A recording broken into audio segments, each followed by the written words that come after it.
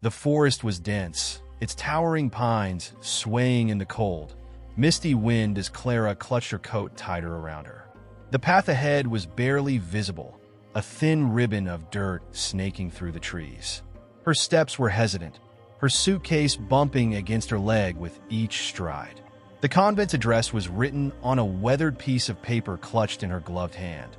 And though she had followed the directions perfectly, the eerie isolation of the area made her question if she had made a mistake. She had heard of this place only through vague whispers in the village, a secluded sanctuary run by nuns who took in women seeking refuge or redemption. Clara wasn't sure which one she was looking for. The first sign of the convent appeared as a stone archway, covered in ivy and cracked with age. Beyond it, she caught her first glimpse of the building itself, a sprawling structure of dark gray stone, its silhouette looming against the twilight sky. The convent's walls were high and uneven, as if they had been built by different hands in different eras.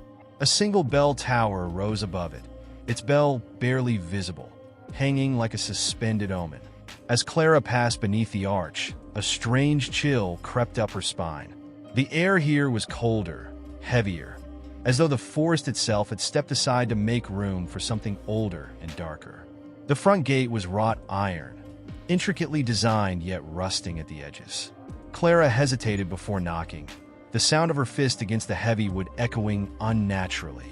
It was several moments before the gate creaked open, revealing an elderly nun with a pale face and hollow eyes. She introduced herself as Sister Beatrice, her voice soft yet carrying an undercurrent of authority. "Welcome, child," Sister Beatrice said, her gaze lingering on Clara's face as if searching for something unspoken. Without another word, she stepped aside and beckoned Clara to follow. The convent's courtyard was unsettlingly quiet, save for the soft crunch of gravel beneath Clara's boots. The garden, though expansive, looked neglected, with overgrown hedges and wilted flowers drooping in the faint light of a single lantern. As Sister Beatrice led Clara inside, the heavy oak doors creaked open to reveal a dimly lit hallway. The scent of old wood and incense filled Clara's nostrils, mingling with something faintly metallic that she couldn't quite place. The walls were lined with faded portraits of solemn-faced women, their eyes seeming to follow Clara as she walked. "This is the convent of Saint Amara," Sister Beatrice explained as they moved through the halls. "A place of peace and penance. We expect all who stay here to abide by our rules." Her tone was calm, but there was a finality to her words that made Clara nod without question. They passed through corridors that seemed to stretch endlessly, each turn revealing identical wooden doors. Sister Beatrice stopped in front of one and pushed it open. "This will be your room," she said simply. The room was sparse, containing only a small bed, a wooden desk, and a single window with iron bars. A crucifix hung above the bed, its edges tarnished with age. Clara set her suitcase down and sat on the edge of the bed, the mattress stiff beneath her. Sister Beatrice handed her a folded piece of paper. "These are the daily prayers and duties. You will rise with the bell at dawn." Her lips pressed into a thin line before she added, almost as an afterthought, "Stay in your room after sunset. For your safety." Clara frowned at the warning, but didn't question it. She thanked Sister Beatrice, who left without another word, closing the door firmly behind her. As silence enveloped the room, Clara's unease grew. The window offered a view of the courtyard, now shrouded in shadow. She could just make out the bell tower, its shape ominous against the darkening sky. The stillness of the place was oppressive, as though the walls themselves were holding their breath. That night, sleep came slowly.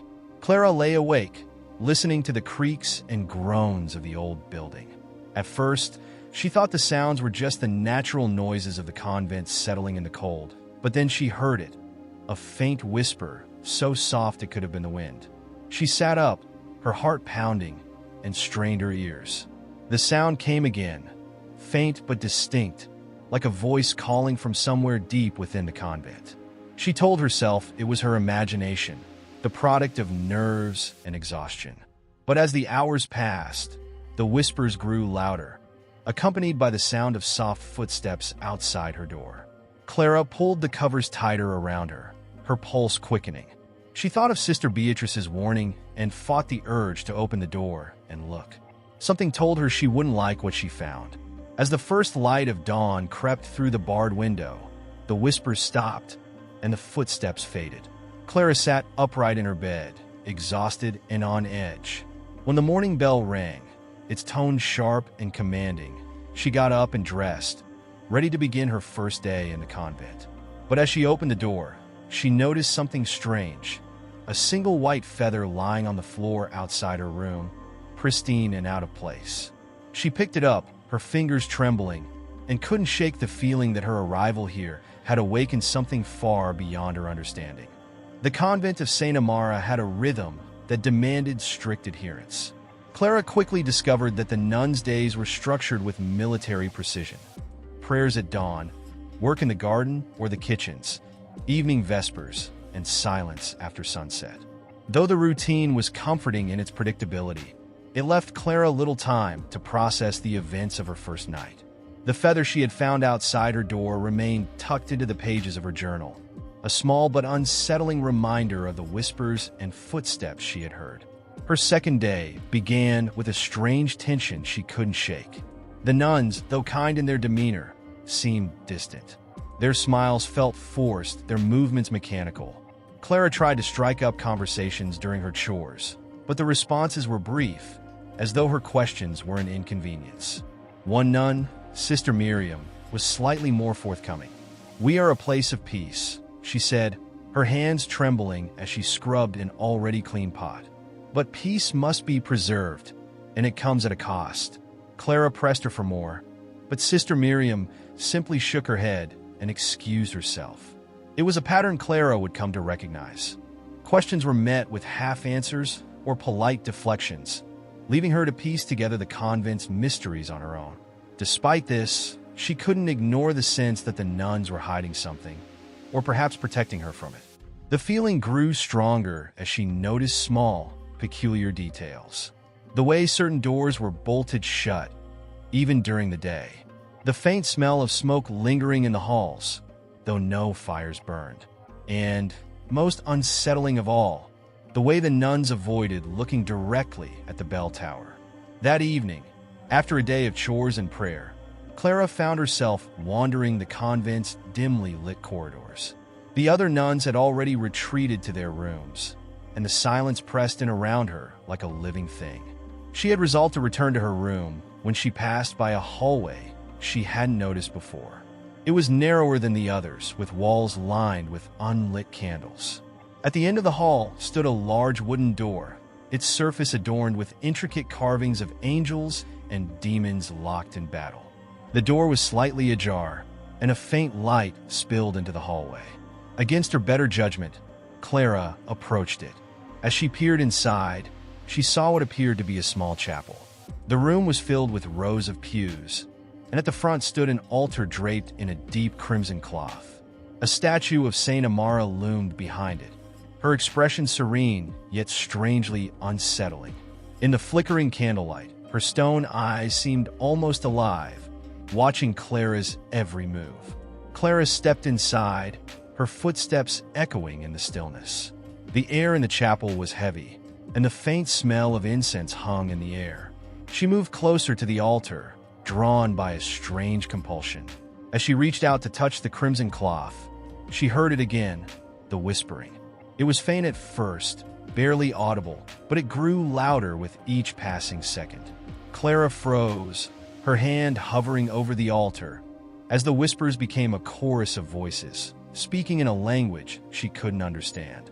Suddenly, a cold gust of air blew through the chapel, extinguishing the candles and plunging the room into darkness. Clara's heart raced as she fumbled for the door, her fingers trembling as they searched for the handle. Just as she found it, a voice cut through the whispers, a single word, spoken with chilling clarity. "Leave." The door flew open, and Clara stumbled into the hallway, her breath coming in ragged gasps. The whispers had stopped, but the oppressive silence felt even more terrifying. She ran back to her room, her pulse pounding in her ears. When she closed the door behind her, she leaned against it, trying to make sense of what had just happened. The crimson altar, the statue of Saint Amara, the voices, they all felt like pieces of a puzzle she wasn't meant to solve. That night, Clara lay awake again, her mind racing with questions. Who had spoken to her in the chapel? Why had the candles gone out? And why did the whispers seem to follow her? Even now, as she lay in the supposed safety of her room, the barred window offered no comfort. The moonlight streaming through it only cast shadows that seemed to shift and move of their own accord. As the hours dragged on, Clara resolved to keep what she had experienced to herself. The nuns would dismiss her as paranoid, or worse, blame her for prying into things she shouldn't have. But deep down, she knew the convent was far from the peaceful sanctuary it claimed to be. Something dark lingered within its walls, and Clara was determined to uncover the truth, even if it meant risking her safety. When the morning bell rang, its tone sharp and jarring, Clara rose from her bed with a newfound resolve. She couldn't leave. Not yet. Not until she understood what was truly happening in the shadows of Saint Amara. The morning light streaming through the barred window did little to ease Clara's nerves after the harrowing events of the previous night. She joined the other nuns in the dining hall for breakfast, her eyes scanning their faces for any sign of acknowledgement or shared unease. Yet everything seemed eerily normal. The nuns sat quietly in their places, eating their simple meals of porridge and bread, their expressions serene and detached. It was as though Clara's fear and the haunting whispers from the chapel had no bearing on the world they inhabited. Determined to find answers, Clara approached Sister Beatrice, the convent's stern but approachable second-in-command. Beatrice was older than most of the other nuns, her weathered face etched with lines of wisdom and weariness. Sister Beatrice, Clara began cautiously, I couldn't help but notice some strange things about the convent. The hallways, the locked doors, the chapel. Sister Beatrice's spoon paused midair, and for a brief moment, Clara thought she saw a flicker of fear in the older woman's eyes. But it was gone as quickly as it came, replaced by a measured smile. The convent is old, Clara, she said, her tone calm but dismissive. There are stories, of course, but stories are just that, fabrications of the mind. Focus on your duties, and you'll find peace here. The words felt hollow, but Clara knew better than to push further. Still, she couldn't shake the sense that Sister Beatrice knew far more than she let on. As the day wore on, Clara immersed herself in chores, hoping the physical labor would quiet her racing thoughts. Yet, the peculiarities of the convent seemed to multiply. While cleaning the garden shed, Clara discovered a pile of burnt, brittle pages tucked beneath a stack of empty flower pots. The text was almost illegible, written in Latin, but one word stood out clearly, sacramentum. She recognized it as the Latin word for sacrament, but couldn't understand the context. The edges of the pages were singed, as if someone had tried to destroy them. Clara tucked them into her apron, resolving to study them later. Later that afternoon, during her assigned task of cleaning the chapel, Clara found herself drawn again to the statue of Saint Amara. The marble figure loomed over the altar, her face still frozen in that enigmatic expression. This time, however, Clara noticed something she hadn't seen before. Around the statue's neck was a faint discoloration, as if it had been scorched. It was subtle, almost imperceptible, but once seen, it was impossible to ignore. What could cause such damage? And why hadn't anyone addressed it? Clara's inspection of the statue was interrupted by Sister Miriam, who entered the chapel with a nervous energy. Clara, she whispered urgently, glancing over her shoulder as though expecting someone to appear. You shouldn't linger here, especially not near the altar. Why not? Clara asked, her voice low but firm. What aren't you telling me, Sister Miriam? I heard whispers last night, voices. And there's something strange about that statue. Sister Miriam hesitated, her hands twisting the rosary she always carried. Finally, she spoke, her voice barely audible. There are things in this convent that cannot be explained by prayer or logic. The statue, the whispers, they're warnings. Stay away from them, Clara, for your own safety. Before Clara could press for more, Sister Miriam hurried out of the chapel, leaving her alone with her thoughts and the unsettling silence. The rest of the day passed uneventfully, but Clara's mind churned with questions. What warnings? And why was no one willing to speak openly about them? That night, Clara pored over the burnt pages she had found in the garden shed.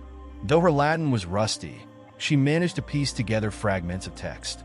The pages described an ancient ritual, one that required sacrificial purity to bind a spirit to a sacred object. Clara's blood ran cold. Could this ritual have something to do with Saint Amara's statue? As the night deepened, Clara's room felt increasingly oppressive. The air was thick, the shadows darker than they had any right to be. She could feel the weight of the convent pressing down on her, as though its walls were alive and watching. Sleep eluded her, and when the whispers began again, faint and distant, Clara knew she couldn't ignore them any longer. This time, they seemed to be coming from below, the very foundation of the convent itself. Clara lit a candle and stepped into the hallway, her heart pounding in her chest.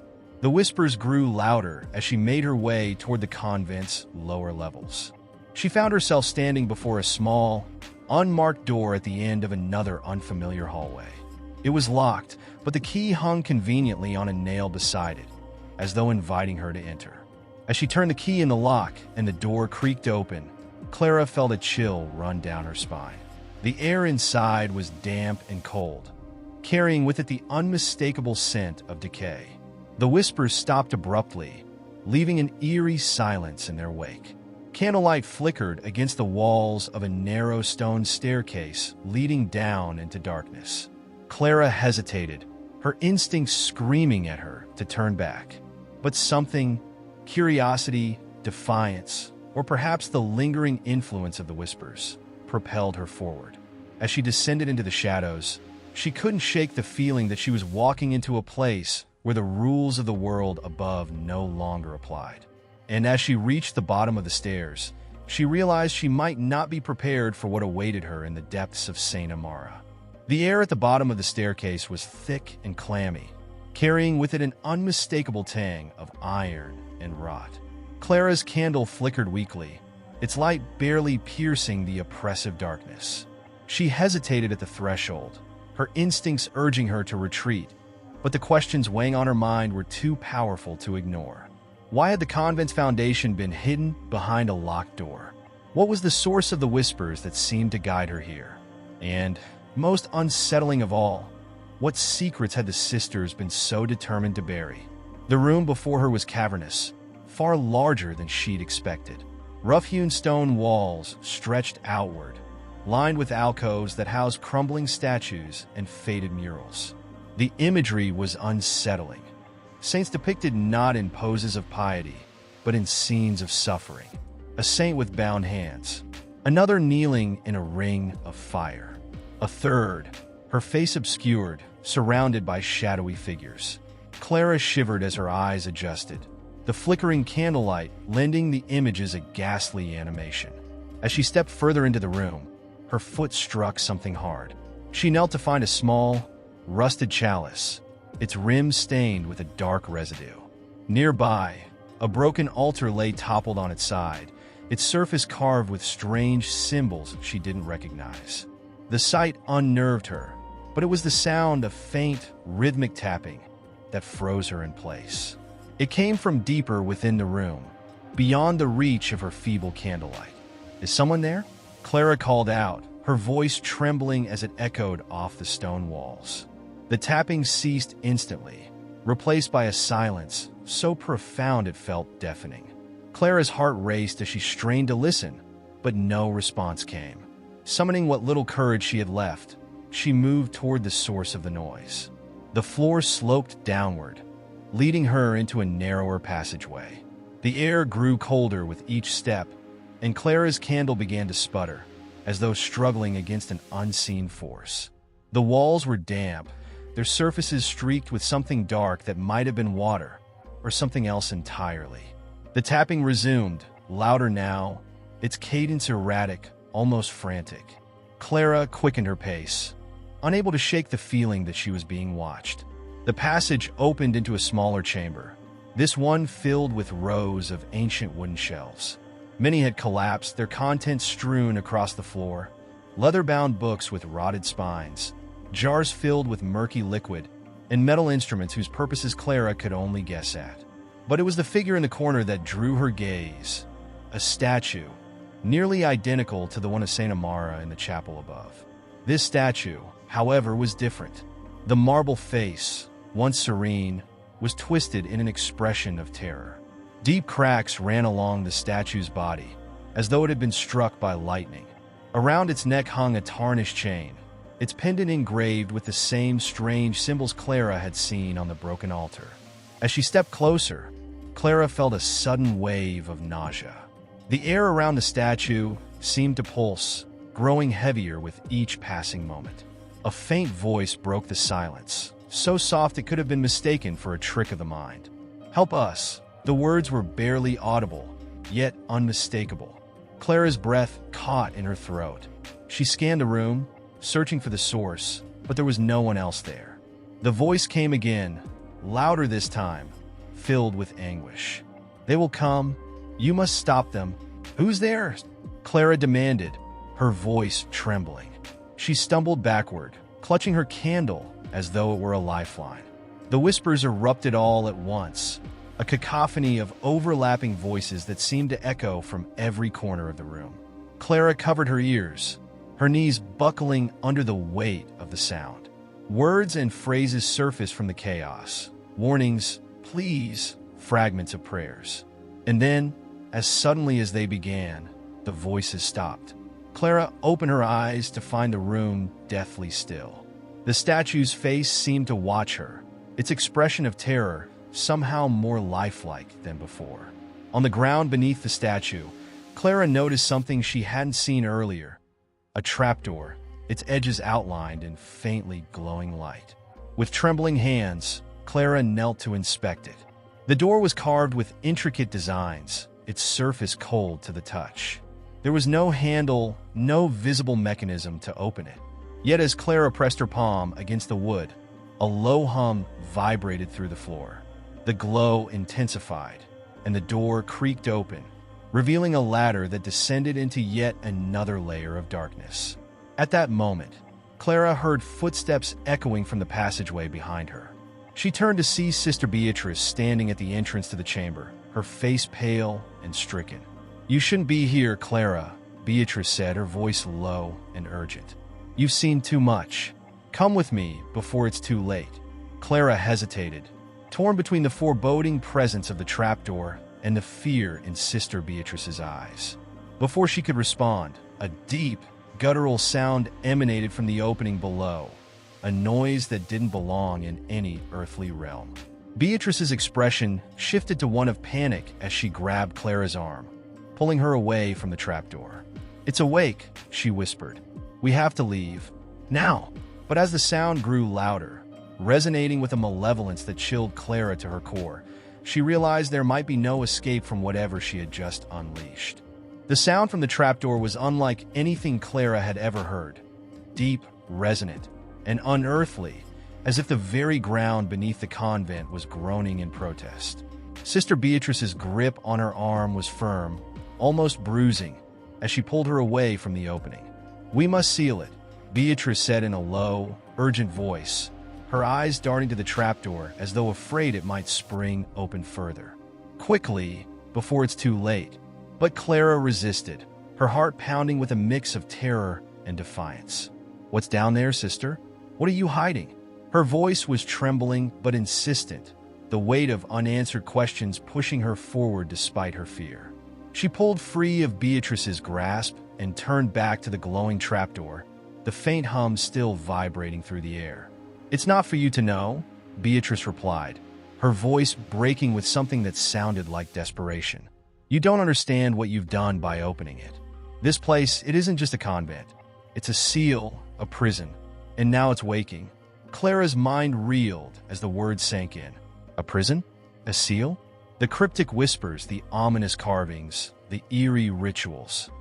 All of it suddenly seemed to coalesce into a horrifying possibility. "What are you talking about?" she demanded. "What's been locked away?"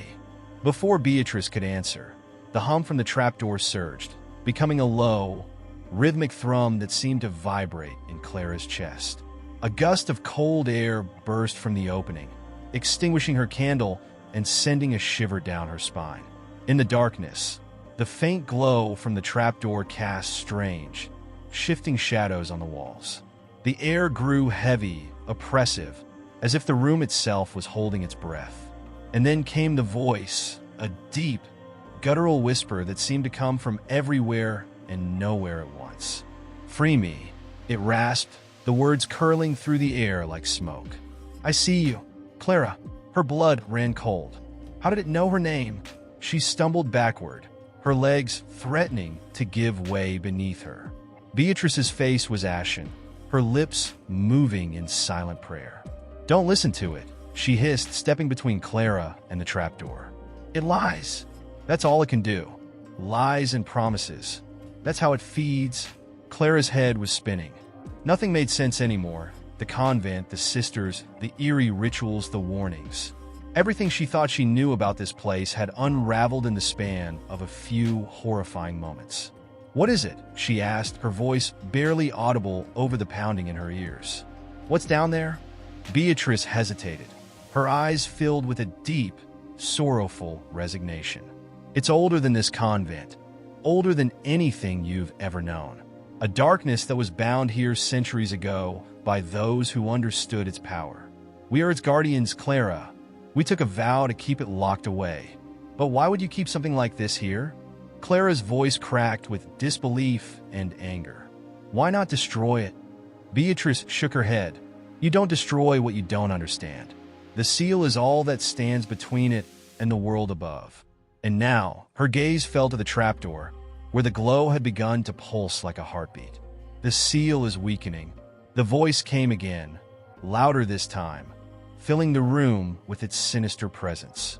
"You've seen the truth, Clara. They lied to you. Help me, and I will give you everything you desire." Clara felt her resolve falter as the words slithered into her mind, seductive and insidious. The voice was speaking directly to her deepest fears, her secret doubts, her yearning for purpose. She glanced at Beatrice, whose expression was one of pure terror. "Don't listen," Beatrice repeated, but her voice seemed distant, drowned out by the voice from below. And then, with a deafening crack, the trapdoor flew open, revealing a swirling void of darkness that seemed to stretch into infinity. The room was filled with a howling wind, carrying whispers, screams, and the faint sound of weeping. Clara and Beatrice were thrown to the ground, clutching at the cold stone floor as the darkness began to spill upward, tendrils of shadow curling through the air. "Run!" Beatrice screamed, grabbing Clara by the arm and dragging her toward the passageway. But Clara couldn't tear her eyes away from the trapdoor. In the depths of the void, she thought she saw something.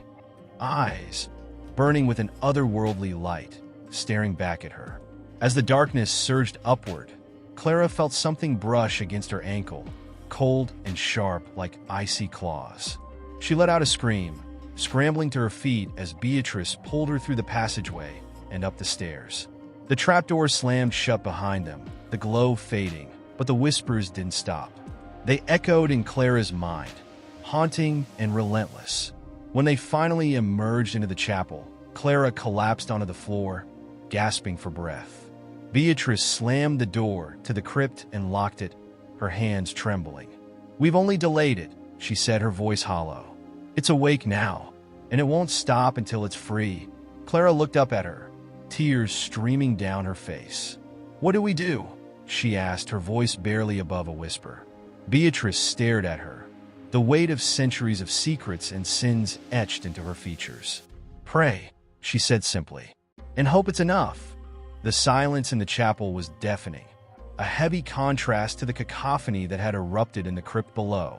Clara sat on the cold stone floor, her hands trembling as she replayed the events in her mind. The voice, the glowing trapdoor, and the inhuman eyes that had stared into her very soul. It all felt like a fever dream. Yet, the icy touch on her ankle and the whispers still echoing in her head reminded her that it was horrifyingly real. Sister Beatrice stood by the locked door to the crypt, her face pale and drawn. The flickering candlelight illuminated the deep lines of worry etched into her features. "We don't have much time," she muttered, mostly to herself. Her voice carried an edge of desperation, a stark contrast to the calm authority Clara had come to associate with her. Clara pushed herself to her feet, her knees weak and unsteady. "You said this place is a seal," she began, her voice hoarse from the screams that had clawed their way out of her throat. "But you also said it's weakening. What happens if it breaks?" Beatrice turned to her, her eyes hollow. "If it breaks, the darkness below will escape. And it won't stop at the convent. It will spread, corrupting everything it touches. This world has forgotten its true terrors, but they remember us. They always remember." The cryptic nature of Beatrice's response only deepened Clara's unease. "There has to be a way to stop it," she insisted. "You've been guarding it for centuries. There must be something you can do." Beatrice hesitated, her gaze dropping to the floor. "There was a way," she admitted. "The seal was maintained by a ritual, one that required great sacrifice. But over the years, the knowledge of how to perform it has been lost. The sisters who knew its secrets are long dead, and now we're left with only fragments." Clara's frustration boiled over. "Fragments? You mean to tell me that you've been sitting on top of this thing without a plan? Without knowing how to stop it?" Her voice rose, echoing through the empty chapel. Beatrice didn't respond immediately. When she did, her tone was sharp and filled with a bitterness Clara hadn't heard before. "Do you think any of us wanted this? We didn't choose to guard this place. We were chosen. This convent wasn't built for prayer or peace. It was built to hold something that should never have existed. We've done what we could with what little we've had." Before Clara could respond, a loud creak echoed through the hallway behind them, freezing both women in place. The sound was slow and deliberate, like footsteps on ancient wood. Clara turned, her heart hammering in her chest. "What was that?" she whispered. Beatrice grabbed a nearby candle, her hand trembling. "Stay close," she ordered, her voice barely audible. The two of them moved toward the source of the sound, the flickering light casting elongated shadows on the stone walls. The hallway seemed to stretch on forever, each step heavier than the last. As they approached the corner, the sound stopped abruptly.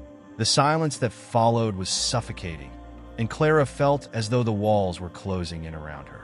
She glanced at Beatrice, who motioned for her to stay back. Beatrice rounded the corner first, her candle held high. Clara hesitated, her body screaming for her to run in the opposite direction. But curiosity and fear of the unknown pulled her forward. As she peeked around the corner, she felt her breath catch in her throat. The hallway was empty, but the walls were smeared with dark, shadowy marks that pulsed and writhed as though alive. The shapes seemed to form words, ancient and unintelligible, etched into the stone by unseen hands. At the far end of the hallway, a faint figure stood shrouded in shadow, its outline barely discernible. It didn't move, but Clara could feel its eyes on her, heavy and oppressive. Beatrice's voice cut through the silence. "Get back," she commanded, her voice tight with fear. "It's one of them." "One of what?" Clara asked, her voice trembling. But Beatrice didn't answer. She grabbed Clara's arm and pulled her back down the hallway, her steps hurried and frantic. As they retreated to the chapel, Clara couldn't shake the feeling that the figure was following them, its gaze burning into her back. When they reached the chapel doors, Beatrice slammed them shut and barred them with a heavy wooden beam. She turned to Clara, her face pale and resolute. "It's not just the darkness below," she said, her voice shaking. "It's already spreading, and it's waking things that should have stayed asleep." Clara stared at her, her mind racing. "What do we do now?" she asked, her voice barely above a whisper. Beatrice met her gaze, her expression grim. "We find the fragments of the ritual," she said, "and we pray it's enough to hold the seal. Because if it isn't," her voice trailed off, but the unspoken words hung heavy in the air. "If it isn't, the world as they knew it would be lost." The chapel was no longer a sanctuary, but a prison of dread. Clara paced near the altar, her mind swimming with questions. Beatrice had retreated to a small chamber behind the pulpit, muttering something about old texts and forgotten writings. Left alone in the echoing emptiness, Clara felt the oppressive weight of the convent's ancient walls. Every creak and groan of the wood sounded like whispers, conspiratorial murmurs that grew louder the longer she stayed still. Beatrice re-emerged after what felt like an eternity, clutching a bundle of weathered leather-bound books. Dust fell from the tomes as she placed them on the altar, their covers etched with symbols that made Clara's stomach churn.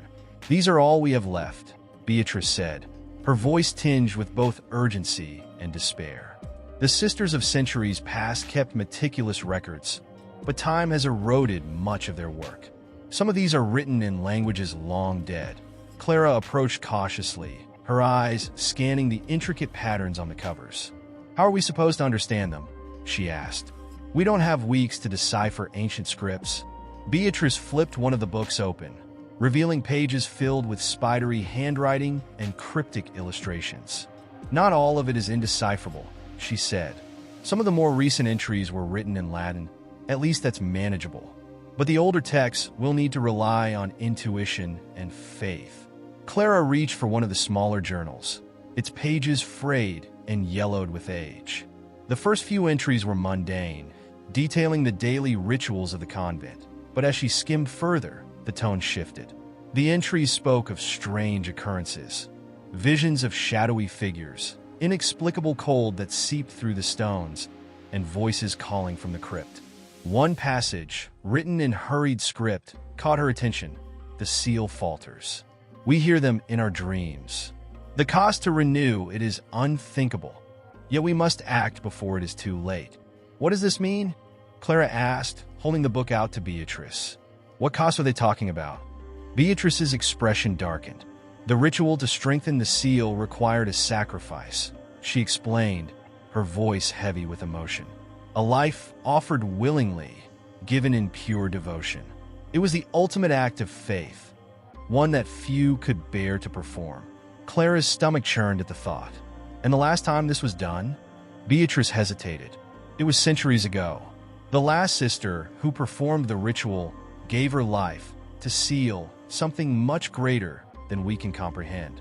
Her sacrifice held the darkness at bay for generations, but the seal was never meant to last forever. It's why we were tasked with guarding this place, to act if the time came again." The weight of Beatrice's words sank into Clara's chest like a stone. "You're saying someone has to die to stop this?" she asked, her voice rising with disbelief. "That's barbaric." Beatrice met her gaze, her eyes resolute. "The darkness we face is not bound by morality. It is ancient, primal, and relentless. If it escapes, it will consume everything. The question is not whether the cost is fair. It's whether we're willing to pay it." Before Clara could respond, the chapel door creaked open, a cold draft sweeping into the room. Both women turned toward the entrance, their breath hitching. A figure stood silhouetted in the doorway, a nun, her habit torn and covered in dirt. Her face was gaunt, her eyes hollow. She stumbled forward, collapsing to the floor. Beatrice rushed to the woman's side, kneeling to check her pulse. "Sister Evelyn," she whispered, her voice trembling. Clara recognized the name. It was the missing nun whose absence had first alerted her to the convent's strange undercurrents. Evelyn's lips moved, but no sound came out. Beatrice leaned closer, her ear near Evelyn's mouth. Clara watched as Beatrice's face turned ashen. "What did she say?" she demanded, her voice urgent. Beatrice looked up, her eyes wide with terror. She said, "They're already here." Evelyn's body convulsed violently, her back arching off the floor. A guttural scream tore from her throat, loud and unnatural, reverberating through the chapel. Clara stumbled backward, her heart racing as she watched Evelyn's eyes turn pitch black. Beatrice grabbed Clara's arm and yanked her away. "We need to leave. Now." "But she's still," Clara began, but her words were cut off as Evelyn's body began to rise, levitating a foot off the ground. The black in her eyes spread, seeping like ink into her veins, which now bulged against her pale skin. Her mouth opened unnaturally wide, and a deep, distorted voice that was not her own echoed through the room. The seal is broken. You cannot stop us. Beatrice dragged Clara toward the side door, her grip iron tight. Run, she commanded, her voice steady despite the chaos. Do not look back. Clara obeyed, her legs moving on instinct. As they fled into the labyrinthine hallways of the convent, the echoes of Evelyn's distorted voice followed them, chilling Clara to her core. For the first time, she understood the gravity of what they were facing. Not just a cryptic seal or ancient texts, but a force that was already slipping through the cracks, ready to devour the world. The echo of Evelyn's distorted scream followed Clara and Beatrice as they sprinted through the convent's dimly lit corridors. The sound seemed to morph and shift, growing louder and closer even as they turned corner after corner. It was as though the walls themselves were alive, reverberating with the entity's rage. Beatrice finally yanked Clara into a small room, an old storage space filled with broken furniture and crumbling relics. She slammed the heavy wooden door behind them, bracing it with her body. "Stay quiet," Beatrice hissed, her voice barely above a whisper. She pressed her ear against the door, listening intently as the sound of Evelyn's inhuman screams gradually faded into the distance. Clara's heart pounded in her chest, her breathing shallow as she tried to make sense of what she'd just witnessed. She wasn't human anymore, Clara said finally, her voice trembling. "Well, what was that?" Beatrice turned to face her, her expression grim. That was no longer Sister Evelyn. Whatever possessed her was something ancient, something that feeds off the cracks in the seal. It has no name, no form, only hunger. Clara shivered at the thought. The image of Evelyn's lifeless body rising off the ground, her veins blackened with an unnatural darkness, was seared into her mind. "How do we fight something like that?" she asked, desperate for answers. "We don't," Beatrice replied, her tone heavy. "Not directly. The seal is the only thing that holds them back. If we can't repair it," she trailed off, leaving the unspoken consequences hanging in the air. Clara didn't need her to finish the sentence. She could already imagine the devastation that would follow. Suddenly, a soft tapping sound filled the room, barely audible over the sound of Clara's breathing. She froze, her eyes darting to the far corner of the room. Beatrice followed her gaze, her hand instinctively reaching for the crucifix around her neck. The tapping grew louder, rhythmic and deliberate, like fingers drumming against wood. Clara stepped closer to Beatrice, her voice barely audible. "What is that?" Beatrice didn't answer. Instead, she moved cautiously toward the corner, where a stack of broken pews leaned precariously against the wall.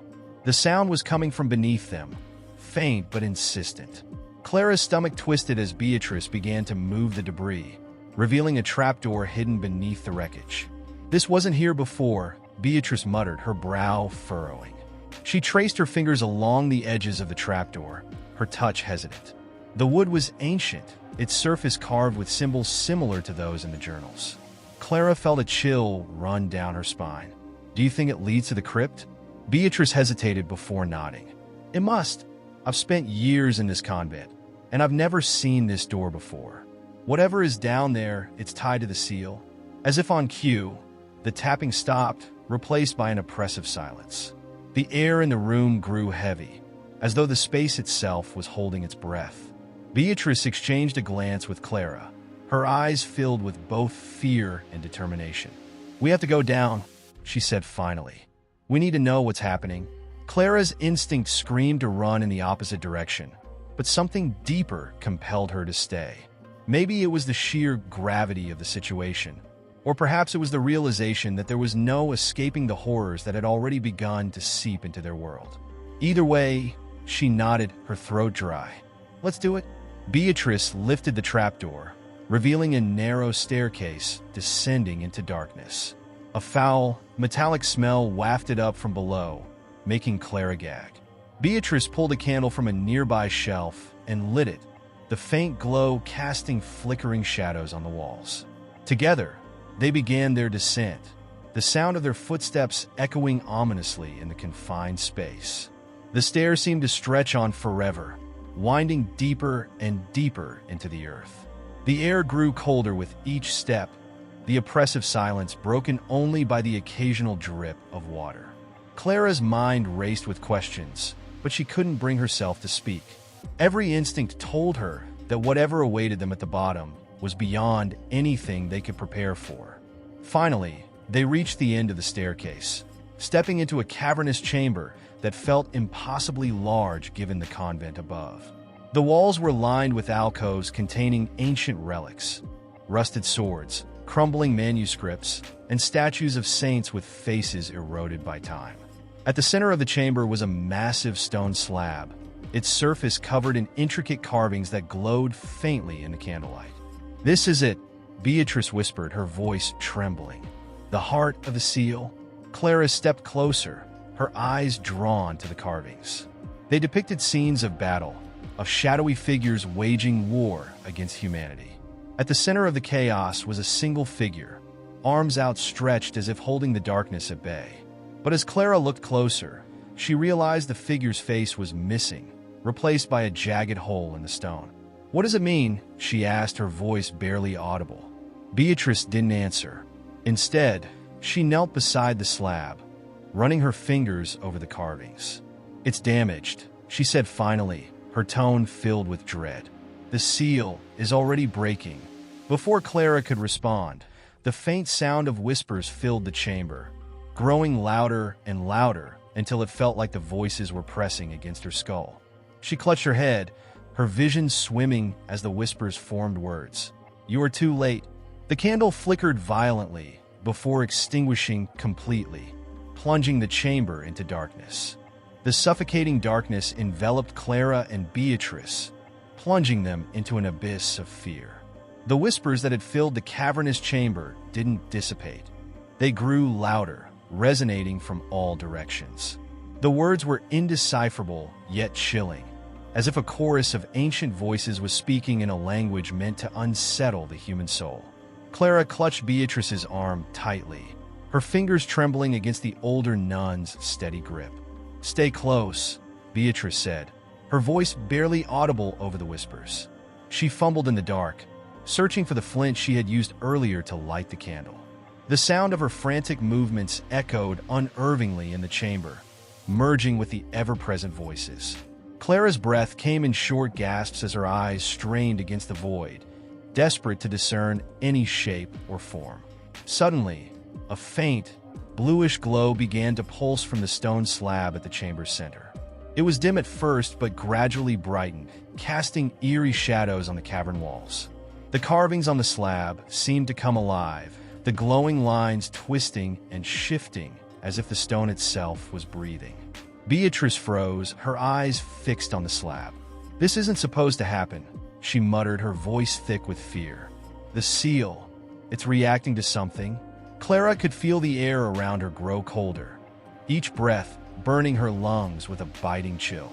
The whispers transitioned into a low, guttural hum, vibrating through the stone beneath their feet. "What do we do?" she asked, her voice trembling.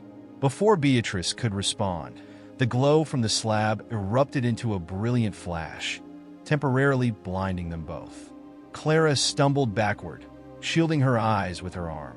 When the light dimmed, she lowered her arm cautiously, only to be met with a horrifying sight. Figures were emerging from the alcoves lining the walls. The figures were grotesque parodies of humanity, their bodies twisted and malformed. Some had elongated limbs, their joints bending at unnatural angles, while others bore eyeless faces with gaping mouths that dripped with dark ichor.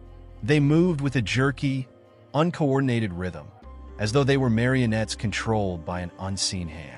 Beatrice grabbed Clara's arm, yanking her toward the staircase. "Run!" she shouted, her voice echoing through the chamber. The urgency in her tone snapped Clara out of her paralysis, and she followed Beatrice as they scrambled up the stairs. The sound of the creature's movements, a sickening combination of wet slaps and scraping claws, grew louder behind them. The staircase seemed impossibly long, each step stretching into infinity as Clara's legs burned with exertion. She dared to glance back, only to see the creatures swarming up the stairs in pursuit. Their eyeless faces were fixed upward, as if they could still see their prey. Clara's heart thundered in her chest, the primal instinct to survive propelling her forward. "Faster," Beatrice urged, her voice strained. They burst through the trapdoor into the storage room, slamming it shut behind them. Beatrice shoved a heavy cabinet over the door, her movements frantic. Clara collapsed onto the floor, gasping for air, her entire body trembling. For a brief moment, there was silence.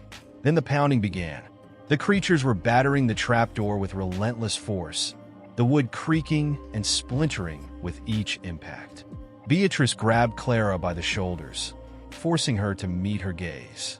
"Listen to me," she said firmly. "The seal is failing, but there's still a chance to stop this. We need to find the source of the breach and close it."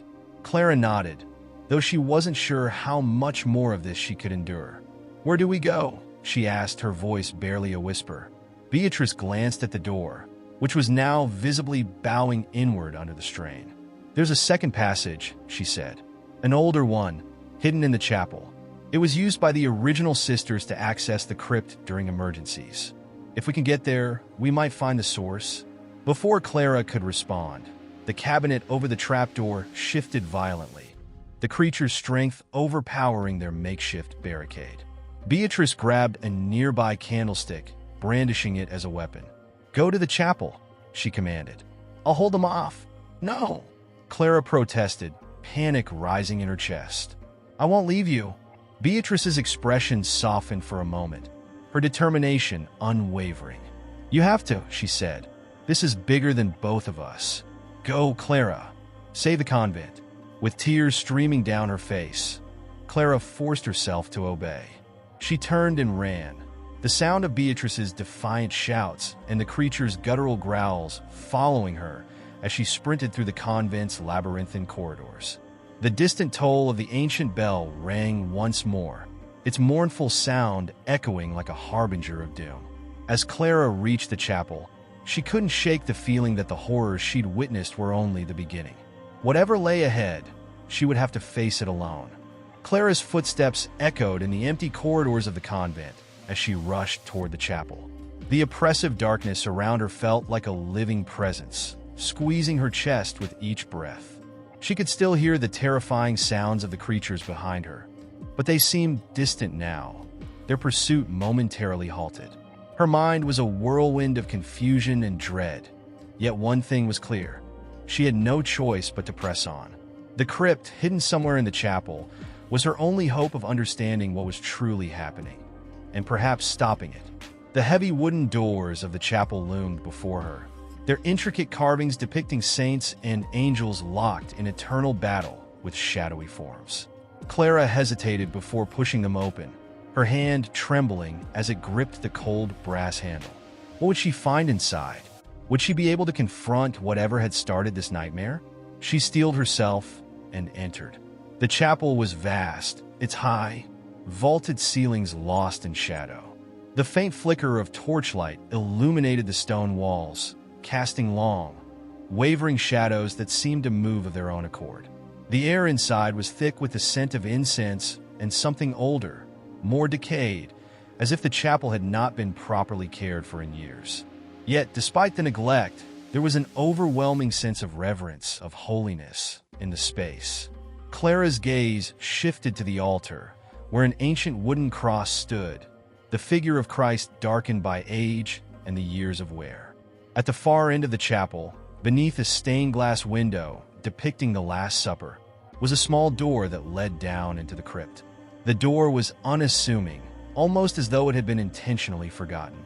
Clara moved toward it, the distant thumping of creatures still echoing through the stone walls. She pushed the door open cautiously, and the smell of damp earth and cold stone hit her immediately. There was no turning back now. The staircase descended steeply, and the moment Clara stepped onto the first step, the air grew even colder, the temperature dropping with every movement. The stone walls of the crypt were lined with shelves filled with dusty relics and forgotten treasures, crucifixes, rosaries, and manuscripts that had been abandoned over the centuries. Yet there was no time to examine them now. Clara's urgency drove her forward, and soon she reached the bottom. What she found in the crypt was not what she expected. The room was not just a place for burial, but an ancient chamber, a sanctuary for secrets long buried. At its center was a large stone pedestal, and on it a book. It was old, the pages yellowed with age, but its leather cover remained surprisingly intact. Clara felt a strange compulsion to approach it, as though the book were calling to her. She knelt beside it, brushing away the dust that had accumulated over the years, and opened it to the first page. The text was written in a language Clara did not recognize, the letters jagged and twisted, as though they were not meant for human eyes. But it wasn't the language that unnerved her, it was the symbols. The very same symbol she had seen carved into the stone slab in the chamber beneath the convent. The realization hit her like a cold wave. This book was tied to the seal. Somehow, it held the answers to the question of what was breaking free. Clara turned the pages with trembling hands, each one revealing more disturbing illustrations. Figures, both human and monstrous, locked in endless conflict. The cryptic symbols seemed to move across the pages, shifting and rearranging as though the book was alive. She stumbled back, horrified, but before she could close the book, her fingers touched a page that made her blood run cold. At the center of the page was an image of the same figure she had seen in the stone carvings, the one with the missing face. But this time, the figure's face was replaced by something worse, a swirling darkness that seemed to reach out from the page itself. Clara's breath caught in her throat, and the room seemed to pulse with an unearthly energy. She slammed the book shut, but the echoes of its pages lingered in her mind. "Clara!" The whisper cut through the silence of the crypt like a knife. She froze, her heart skipping a beat. The voice was familiar, yet it was wrong, twisted and unnatural. She spun around, her pulse racing. The figure standing before her was not one of the creatures from the chamber, but someone she knew. It was Beatrice, but it wasn't Beatrice. Not entirely. The woman before Clara had Beatrice's face, but her eyes were black voids, empty and hollow. Her mouth was twisted into a cruel smile, and her body seemed to shimmer in the dim light, flickering like a mirage. Clara's breath caught in her throat as the figure took a step toward her, the ground beneath her feet trembling in response. "I'm sorry, Clara," the figure said, its voice a hollow mimicry of Beatrice's. "But the seal is already broken. There's no going back." Clara's mind raced, her thoughts a blur of confusion and terror. What have you done?" she whispered, her voice hoarse. The figure's smile widened. "I didn't do anything," it replied. "It was already too late when you arrived. You see, the convent was never built to contain the seal. It was built to break it. The book, the relics, the crypt, all of it was meant for this moment. The creatures you saw, they are not just monsters. They are the heralds of what's coming. And you, Clara, are the key to it all." Clara stumbled backward, her mind struggling to make sense of the revelation. She had thought she was here to stop whatever evil was unfolding, but now she realized she was merely a pawn in a much larger game. The crypt, the convent, Beatrice, all of it had been part of the plan. And now, with the seal broken, there was no stopping what had been unleashed. The figure of Beatrice, or whatever it was, stepped closer, its cold, empty eyes locking onto Clara's. "You don't have much time," it whispered. "You'll have to make a choice. Let it all end, or let it consume you." The walls of the crypt seemed to close in on Clara, the weight of the revelation crashing down on her. There was no escape, no simple solution. Whatever was coming, it was already here, and it was far worse than she had ever imagined. The words hung in the air like a suffocating fog, the figure's chilling declaration echoing in Clara's mind. "You are the key to it all." Her heart pounded in her chest, each beat sounding louder than the last. The crypt around her, once an ancient, forgotten space, now felt like the bowels of a waking beast, the walls pressing inward with a palpable malice. Clara's breaths came in short, ragged gasps as her mind struggled to comprehend the enormity of what was unfolding. Beatrice, if that was even her, had spoken of her as if she were a mere tool, a means to an end. But what end could that possibly be? Clara's legs felt as though they might give out beneath her, but she forced herself to stay standing. Her eyes flickered nervously over the crypt's stone walls, each shadow now seeming to move with intent. She felt an unnatural weight pressing down on her, not from the suffocating air or the haunting presence of the figure before her, but from the profound knowledge that the seal had been broken. What had she unleashed? Was she really the key to stopping it? Or was she just caught in the final moments of something far beyond her understanding? The figure before her began to fade in and out of existence, like a half-remembered dream. For a moment, Clara thought she saw the faint outline of Beatrice, her friend, her confidant. But the illusion was fleeting. The creature that had taken her form spoke again, its voice a chilling blend of Beatrice's softness and something far colder, far older. "The time is upon us," it said, its voice reverberating through Clara's very bones. "The awakening cannot be undone. There is no turning back. You will not be the one to stop it, Clara. The one who comes next will see to that." Clara's head swam as she took a hesitant step backward. Her eyes darted toward the crypt's only exit, the stairway she had descended mere moments ago. But she knew it wouldn't matter. The moment she had broken the seal, she had sealed her fate. The crypt wasn't just a tomb. It was a prison, a gateway to something far darker. And now that it was open, there was no escape. As her mind raced, Clara's eyes fell on the book she had left on the stone pedestal. She didn't want to touch it again. She didn't want to know what more it contained, but some dark, desperate instinct urged her forward. Was there something more within its pages? A way to reverse the damage? Or perhaps a way to truly understand the horrors she was about to face? Her fingers hovered over the ancient leather, trembling in the air like a moth drawn to a flame. Before she could make up her mind, a sound from behind her drew her attention. It was a soft, almost imperceptible scraping noise, as though someone was moving in the darkness behind her. Clara's heart stopped. She spun around, her breath catching in her throat. In the farthest corner of the crypt stood a figure.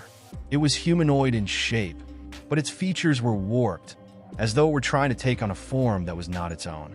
The figure's eyes were hollow, black voids, and its skin seemed to stretch unnaturally over its bones, as though it had been pulled too tight. A cold, soulless wind seemed to emanate from it, sending a chill down Clara's spine. But it wasn't just the figure that terrified her. It was the presence, the overwhelming sensation that this thing was watching her, waiting for something, waiting for her to make a mistake. Clara's instincts screamed at her to run, but her legs felt like they were rooted to the spot. She was paralyzed, trapped in this crypt with the shadows and the creatures that had once been human. The figure moved closer, its slow, deliberate steps sending waves of dread crashing over Clara. With each step it took, the air grew colder, the shadows deeper, as if the very fabric of reality was bending around it.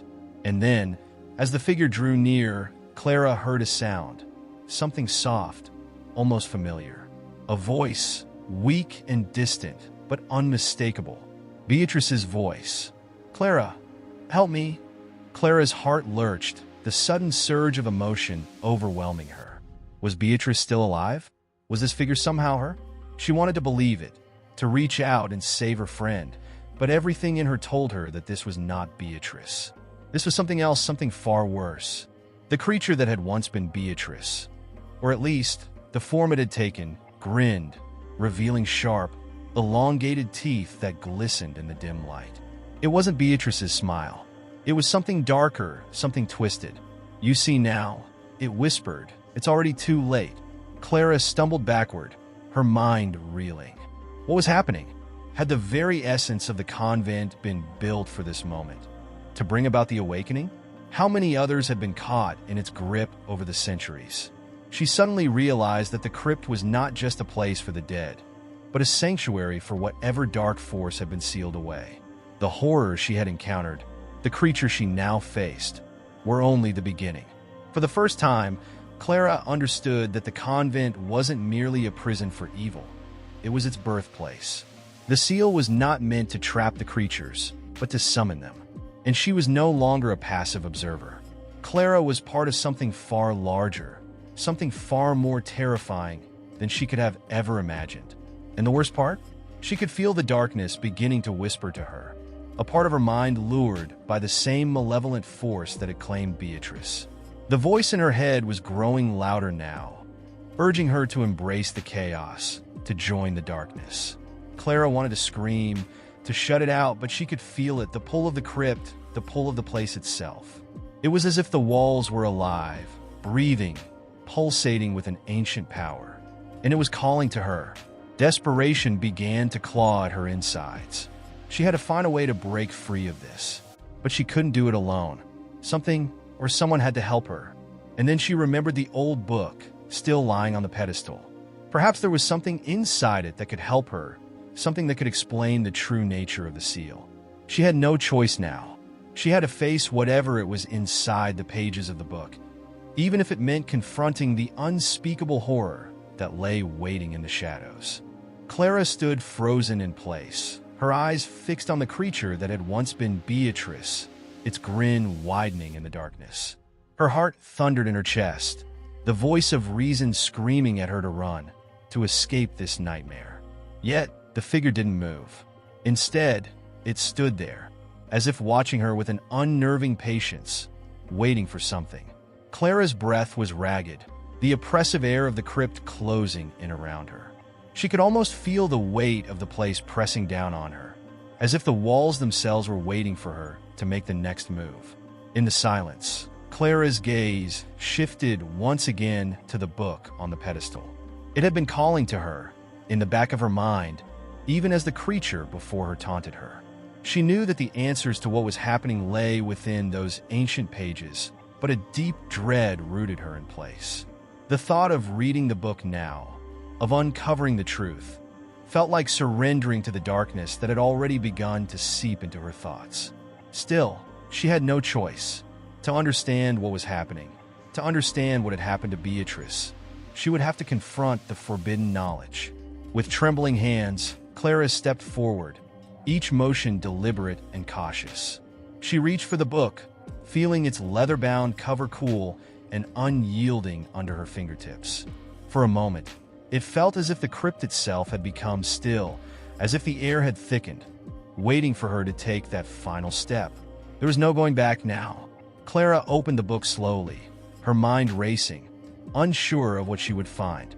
The first pages were filled with cryptic symbols, their meanings lost to time. Clara's eyes scanned over the intricate designs, each one more complex than the last. But it wasn't until she turned the page that the true horror began to reveal itself.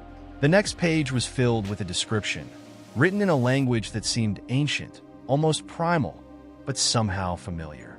It was then that Clara realized that the book wasn't merely a collection of forgotten lore. It was a manual, a guide for summoning something far darker than she could have ever imagined. The text described rituals, dark rites that required specific conditions to summon the creatures, to awaken the evil that had been sealed away. And in the deepest, most unsettling section of the page, Clara's eyes were drawn to one line that made her blood run cold. To summon the Ancient Ones, the seal must be broken by one who is bound by blood, by the unholy pact. Clara's mind reeled. The words rang in her head like a bell, reverberating with truth she couldn't yet fully comprehend. Was she the one who had broken the seal? Was she the one bound by the pact? She thought back to the years of training, to the rituals that had been part of her life in the convent. The stories of the nuns, of the dark forces that had once been kept at bay. Had she been unknowingly part of this? Was this fate? Or had she somehow been chosen, manipulated into this role without ever knowing? Clara felt the cold sweat gathering on her brow as she flipped through the pages, each one revealing more about the dark forces that had been contained within the convent for centuries. The rituals had been meant to trap them, to prevent their return. But now, with the seal broken, the ancient beings were awakening. The book detailed the process, step by step, explaining that the key to completing the ritual lay within the bloodline of those who had once bound the creatures to the crypt. It was then that Clara understood. She wasn't just a victim of the convent's curse. She was the key. The knowledge hit her like a physical blow, the weight of it almost unbearable. She had thought herself to be a simple novice, just a part of the convent's order, learning the ways of service and piety. But she had been chosen, not for her piety, but for the blood that ran through her veins, blood tied to a long-forgotten pact with the creatures of the crypt. The horror of it, the realization that she had unknowingly been playing her part in a ritual that spanned generations, was almost too much to bear. Her mind, already fragile from the fear and tension, began to fracture under the pressure. The creature, Beatrice, or whatever it had become, was still watching her, its presence growing stronger as the crypt seemed to hum with an unseen energy. Clara felt the weight of the creature's gaze, its eyes boring into her very soul. She couldn't escape. She couldn't outrun the truth. The knowledge was inside her now, and she had no way of undoing what had been done. The crypt wasn't just a place of horror. It was a prison that Clara had unwittingly unlocked. Clara slammed the book shut, but the damage had already been done. The creature's grin stretched wider, its hollow eyes gleaming with a dark satisfaction. "You understand now," it whispered, its voice a sickening blend of Beatrice's and something far older. "You cannot undo what has been done. The awakening has begun, and you are part of it. There is no escape." Clara's world tilted on its axis. The terror that had been growing inside her now reached its peak. She had never been the passive observer. She had been part of the ritual all along, and now there was no way to stop the forces she had helped unleash. The crypt was no longer a mere sanctuary for evil. It was the beginning of the end, and Clara was in the center of it all, the one who had opened the door to an ancient, unspeakable nightmare. With the weight of her newfound knowledge pressing down on her, Clara felt a deep sense of hopelessness wash over her. She had broken the seal. She had brought this upon them all. But as the darkness crept closer, she realized that there might still be a way to stop it, if she could find the strength within herself to make one final, desperate choice. The question was she willing to face the ultimate sacrifice to save the world from what she had unleashed? Or would she become part of the ancient forces that now roamed free? The world outside the crypt felt distant and unreal, as if Clara had been severed from all that was once familiar. She had barely closed the ancient book when the oppressive weight of the crypt's darkness consumed her, wrapping around her in a thick, suffocating fog. Her thoughts were a chaotic blur, swirling with the revelation that she had unknowingly participated in the ritual that had awakened the forces she had always been taught to fear. It was no longer just a story passed down through generations. This was real, and she had become an integral part of it. The truth, as painful as it was, had already taken root in her mind. The seal had been broken, and now the Ancient Ones were free to reclaim what had been theirs for centuries. Clara's breath came in short, panic bursts as she struggled to regain control over her thoughts. She wanted to scream, to run, but her legs felt like lead, and her mind was trapped in a haze of guilt and terror. She had always been told that the crypt was a place of sacred protection, a site where the most dangerous forces were sealed away to protect the world from their wrath. Yet here she was, inside the very place that should have been a sanctuary, caught in the unthinkable truth that she had unleashed something far worse than any of the nuns had ever imagined. The creature, Beatrice, or whatever it had become, stood motionless before her, its gaze fixed upon her with an unsettling knowing. Clara could no longer differentiate between the monstrous form it had become and the woman it once was. The transformation was not just physical, but spiritual, as if the very essence of Beatrice had been consumed and replaced with something darker, older, and far more malevolent.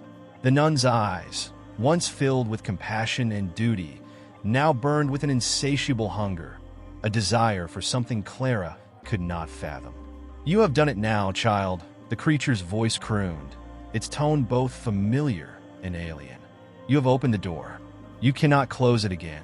Clara could feel the weight of the creature's words crushing her spirit. There was no going back. The creatures of the crypt were no longer bound by the rituals of old. The pact that had been made so long ago had been shattered. And now, with Clara's unwilling participation, they had been unleashed upon the world once more.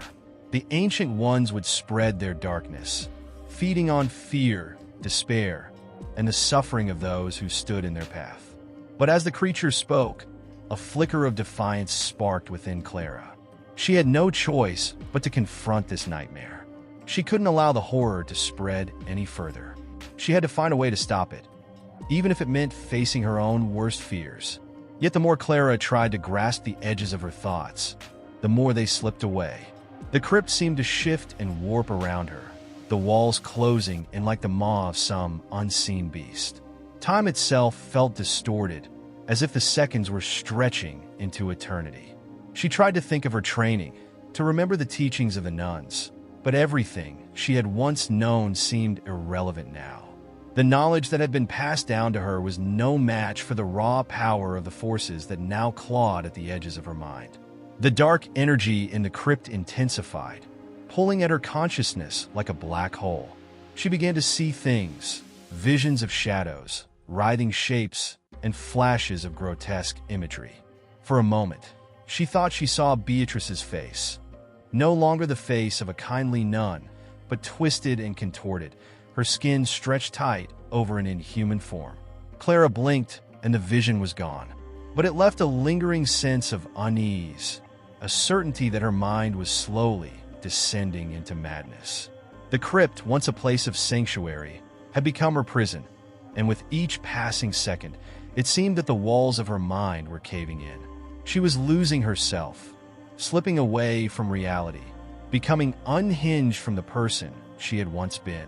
Clara could feel the darkness closing in, threatening to swallow her whole. Her thoughts began to spiral, the guilt of what she had done feeding into the growing dread that gnawed at her every moment. Had she really broken the seal? Had she truly been the one to unleash this nightmare? Or was she simply a pawn in some greater, more sinister game? It was as if the very air around her had taken on a malevolent quality, pushing her deeper into madness. The voices, the visions, they all seemed so real. She could hear the whispers now, low, guttural, a chorus of dark entities calling to her, beckoning her to join them in the eternal night. "No," Clara whispered to herself, her voice shaking. "I won't give in." But even as she spoke, her body trembled, as if the very force of the crypt was pulling her closer to the abyss. She could feel herself losing touch with reality, her once unshakable faith beginning to crumble under the weight of the horror that surrounded her. She had always been taught to resist the darkness, to hold fast to the teachings of the convent. But now, as she stood on the precipice of madness, those teachings felt like distant echoes, meaningless in the face of the terror that threatened to consume her. In the back of her mind, Clara heard the creature speak again, its voice slithering like a serpent. "There is no escape. There is only the descent. The darkness will claim you, just as it claimed Beatrice. Just as it will claim all who are foolish enough to defy it." Clara clenched her fists, the tremors in her hands a reflection of the turmoil inside her. She was slipping, but she couldn't give up. Not now. The world outside the crypt was still there. It was still real. The battle was not over yet. She had to hold on to something. Anything before she was lost completely. But as the darkness closed in, Clara feared that her grip on reality was slipping forever. The crypt was no longer just a physical space. It had become a palpable force, pressing in on Clara from all sides, suffocating her as it seeped into her thoughts. Her breath was shallow, her heart thudding against her ribs as if in frantic escape. The air itself felt thicker now, laden with a strange weight, as though something unseen was manipulating it, bending it to some dark will. She could no longer trust her senses. The walls of the crypt appeared to shift before her eyes, their once stable forms now warping and distorting as if they were alive. Clara tried to steady herself, but the unease gnawed at her. This place, which had once been sacred, had become a nightmare of her own making. Clara's fingers curled into her palms, the pressure of her nails digging into the skin. She could feel the ominous presence that hung in the air, watching her, waiting for her to make the next move. Beatrice's transformation had shattered any illusion of safety. The nun was no longer the compassionate figure Clara had known. Instead, she was a monstrous shadow, something that had transcended humanity, its hunger now visible in the twisted lines of its features. The woman's once peaceful eyes were now cold, devoid of mercy, consumed entirely by darkness. There was no going back now. The crypt had begun its slow, inevitable awakening, and Clara's role in this catastrophic unfolding was undeniable. The weight of her guilt was overwhelming. She could feel the ancient rituals, the blood-stained sacrifices and unholy pacts, rising from the very earth beneath her feet. Every stone, every inch of the crypt seemed to pulse with the rhythm of some primal heart, beating with the power of a force too great to be contained. The darkness within the crypt was not just a byproduct of the ritual, it was an active, living entity. Clara realized then that the crypt was not simply a structure meant to house the dark powers. It was a conduit, a channel through which these forces had once moved freely, and now, with the seal broken, they were beginning to stir once more. She could feel them, all around her, whispers, shadowy figures moving in the periphery of her vision, just out of reach. The air was thick with the scent of decay and incense, mingling into a nauseating stench that made her stomach turn. She had to resist. Clara closed her eyes tightly, trying to focus on anything but the madness that clawed at her. Her mind, already frayed by the horror she had witnessed, threatened to unravel. But there was one thing she could hold on to, one flickering thread that refused to be swallowed by the chaos. It was the truth. She had to find a way out.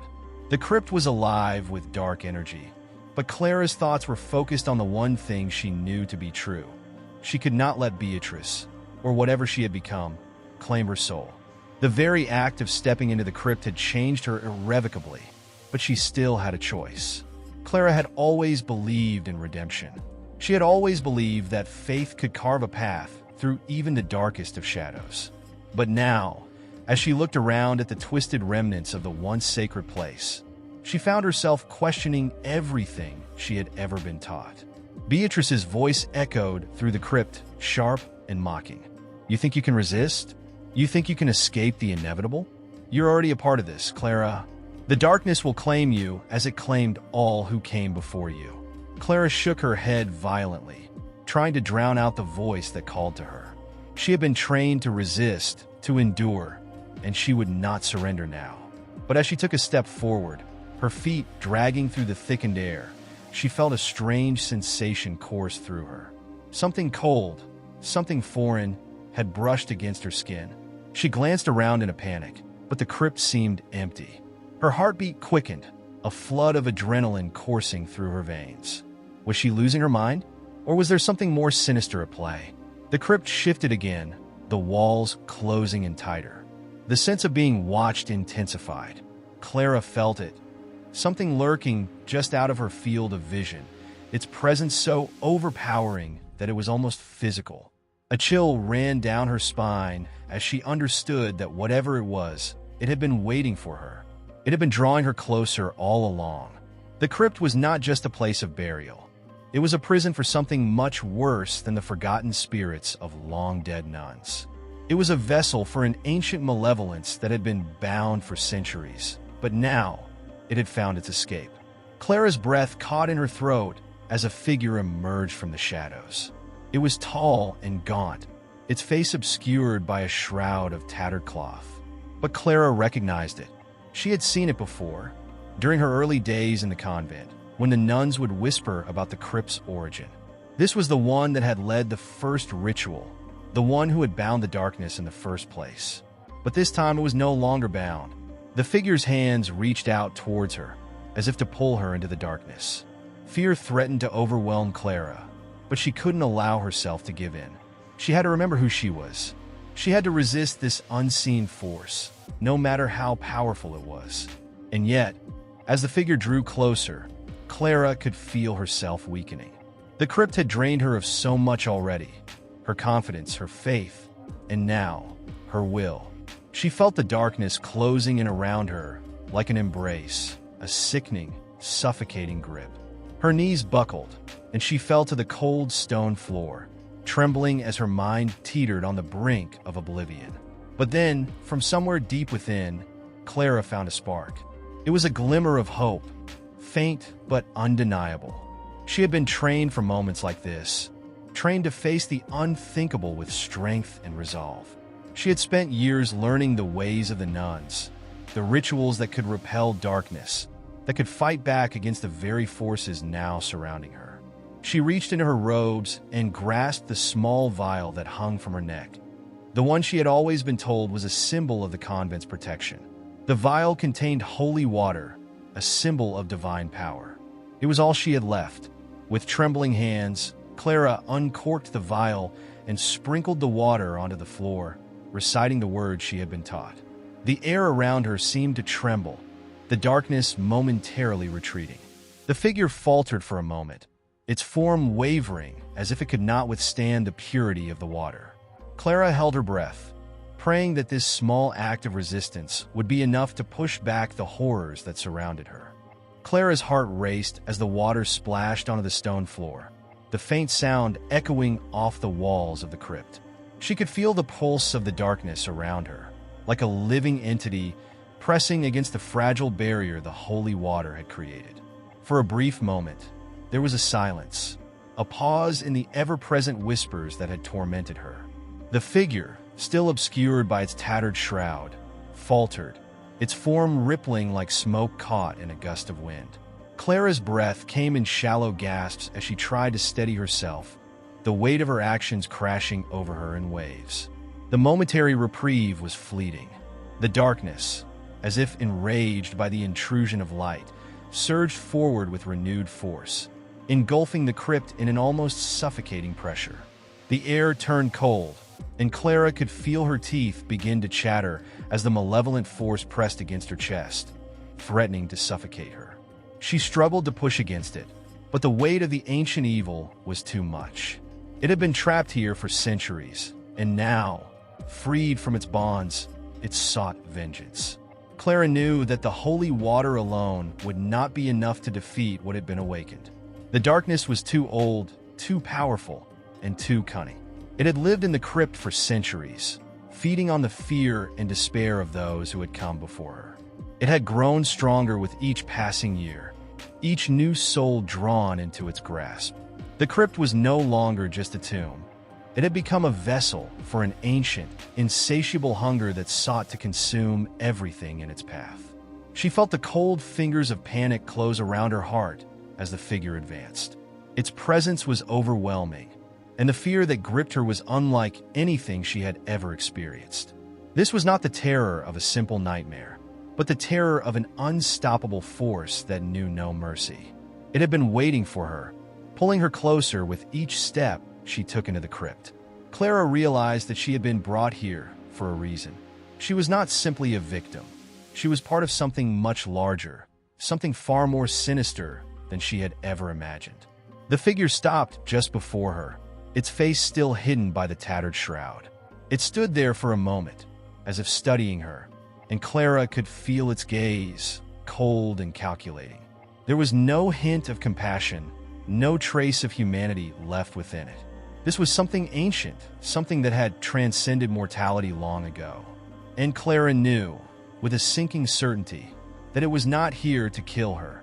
It was here to claim her, to make her part of the darkness that had risen from the crypt. "Clara," the figure whispered, its voice low and hollow, as though it had not spoken in centuries. "You think you can stop it? You think you can undo what has been done? You're already mine." Clara's stomach churned as she forced herself to stand, her body trembling with the weight of the figure's words. She had heard the warnings, the whispers of the nuns who had come before her. They had spoken of the crypt, of the evil that lay within, and of the terrible price that would be paid if the seal was ever broken. But she had never truly understood the depth of their fear, the gravity of their warnings. Now, faced with the reality of the dark force before her, she realized how foolish she had been to think that she could confront it alone. She looked down at the vial of holy water in her hand, the liquid now empty. The small drop of hope it had offered was gone, and with it, the sense of protection that had briefly shielded her from the terror surrounding her. She could feel her faith faltering, her resolve weakening. It was as if the crypt itself was draining her, sucking the strength from her body with each passing moment. But Clara knew that surrender was not an option. She had not come this far to give in to the darkness.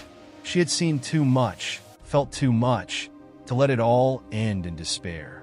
The convent had taught her that light could shine even in the darkest of places, that faith could move mountains and push back the shadows. She had to believe that there was still a way out, still a chance for redemption. The figure moved closer, its presence now almost suffocating. Clara could feel the pull of its power, tugging at her soul. Her body screamed for her to flee, but her legs felt like they were made of stone, too heavy to move. It was as if the crypt had become an anchor, holding her in place, trapping her in this nightmare. "Your struggle is pointless," the figure hissed. "You are nothing but a pawn in this game, and you will fall just like the others before you." Clara closed her eyes, taking a deep breath, trying to center herself. She refused to believe that this was the end. There had to be another way. Her training, her faith, had to mean something. She had seen the power of the sacred rituals, the strength of the prayers that had once kept the crypt's evil at bay. The crypt had been sealed for a reason, and that seal had been broken, but it was not beyond repair. She could feel the faintest glimmer of something within her, a spark of hope, a whisper of something greater than the darkness around her. With trembling hands, Clara reached into her robes and pulled out the small prayer book she had carried with her since her arrival at the convent. It was worn and faded, its pages dog-eared from years of use, but it was a symbol of her connection to the divine. She had memorized the prayers within its pages, but now, as the darkness pressed in around her, she felt an overwhelming urge to read aloud. The words she spoke were shaky at first, her voice barely rising above a whisper, but as she continued, the words gained strength. She felt the power of the prayer surge through her, a divine energy that pushed back against the suffocating grip of the darkness. The crypt seemed to tremble in response, the walls groaning as though they were being pulled in opposite directions. For a moment, Clara dared to believe that the tide had turned. But then, as the final word left her lips, a terrible sound filled the crypt, a deep, guttural growl that seemed to come from the very bowels of the earth. The ground beneath her feet cracked open, and a new force, one darker and more powerful than anything she had ever encountered, emerged from the depths of the crypt. Clara's heart sank as the figure before her grinned, its face now fully visible. It was not the face of a man, but a grotesque, writhing mass of shadows and flesh. The evil had only just begun. Clara's mind raced as the grotesque form of the figure towered before her, its features a horrifying amalgamation of darkness and decay. What had once been a human face was now a nightmare of contorted, pulsating shadows. It smiled at her with a malevolent glee, its grin wide and stretching unnaturally. The air in the crypt grew colder still, as though the very breath of life was being sucked out of the room. Clara felt a sharp pang in her chest, a sense of dread far deeper than anything she had ever felt before. This was no longer just a battle for survival. It was a battle for her very soul. Despite the overwhelming fear clawing at her, Clara forced herself to stand tall, the remnants of her faith flickering within her like a candle struggling against the wind. Her hand trembled as it gripped the prayer book, now damp with sweat.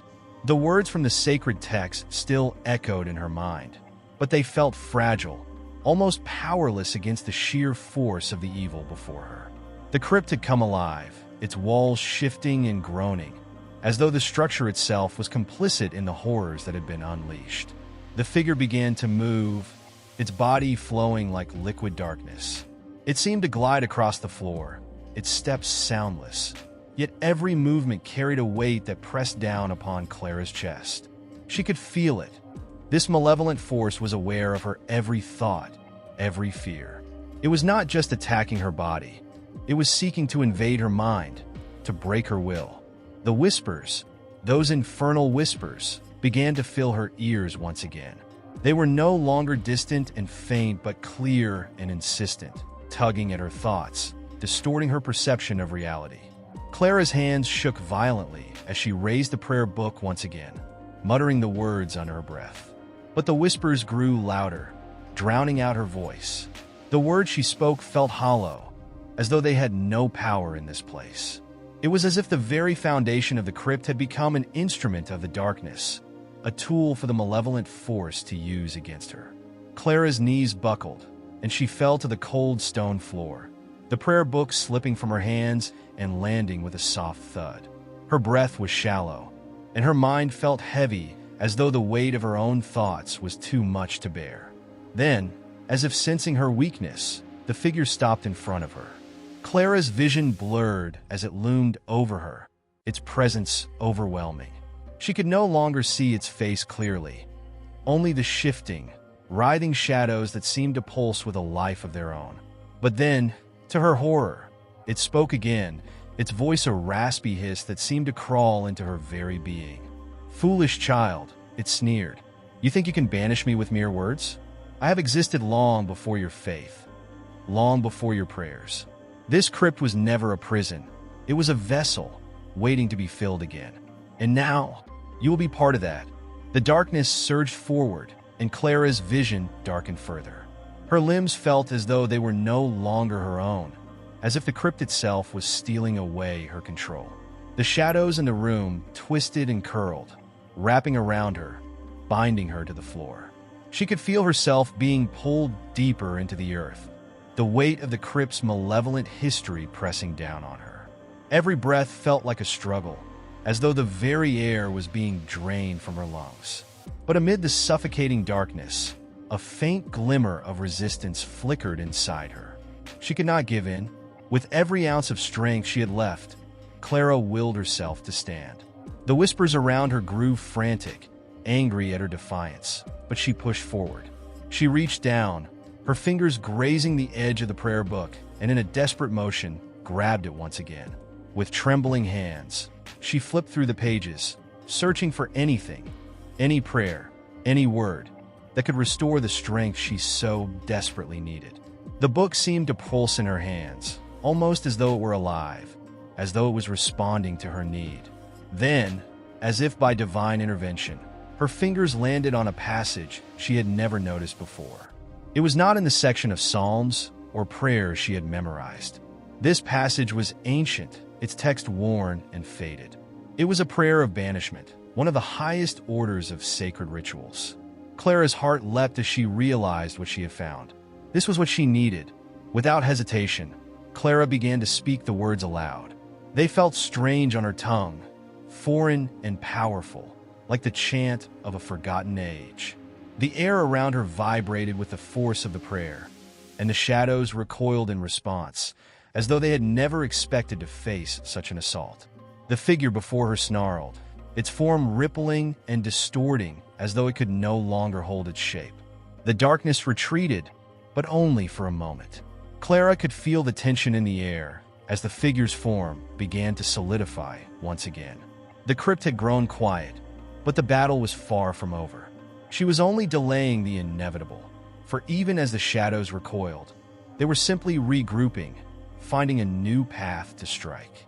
As Clara spoke the final words of the prayer, she could feel something else happening within her, a force not her own, but one that had been guiding her all along. It was as if the crypt itself, in all its ancient power, had been waiting for this moment, for her to find the strength within herself to stand against it. But the crypt was not just a vessel for evil. It had once been a place of worship, a place of healing, and perhaps, just perhaps, it still held a fragment of that light. In that moment, Clara knew that she could not face this battle alone. The forces at work in the crypt were too great, too old, for any one person to defeat.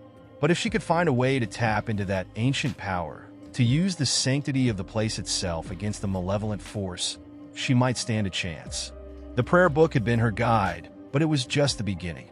She could feel the weight of the crypt's history pressing against her, urging her forward. There was no turning back now.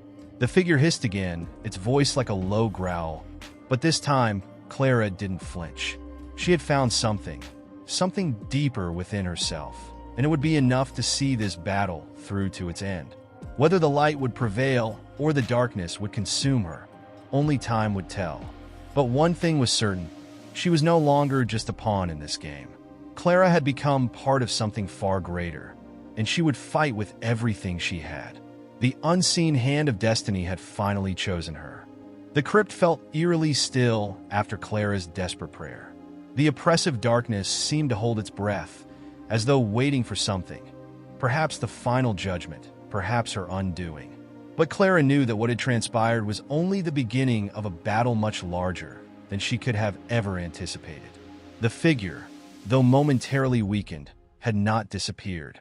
She could feel its malevolent presence still lingering in the corners of her mind, still clawing at the edges of her consciousness. It was clear to her now that the figure was not just a manifestation of evil, but a force far older, deeply entwined with the history of the convent and the crypt that had once been a place of sanctity.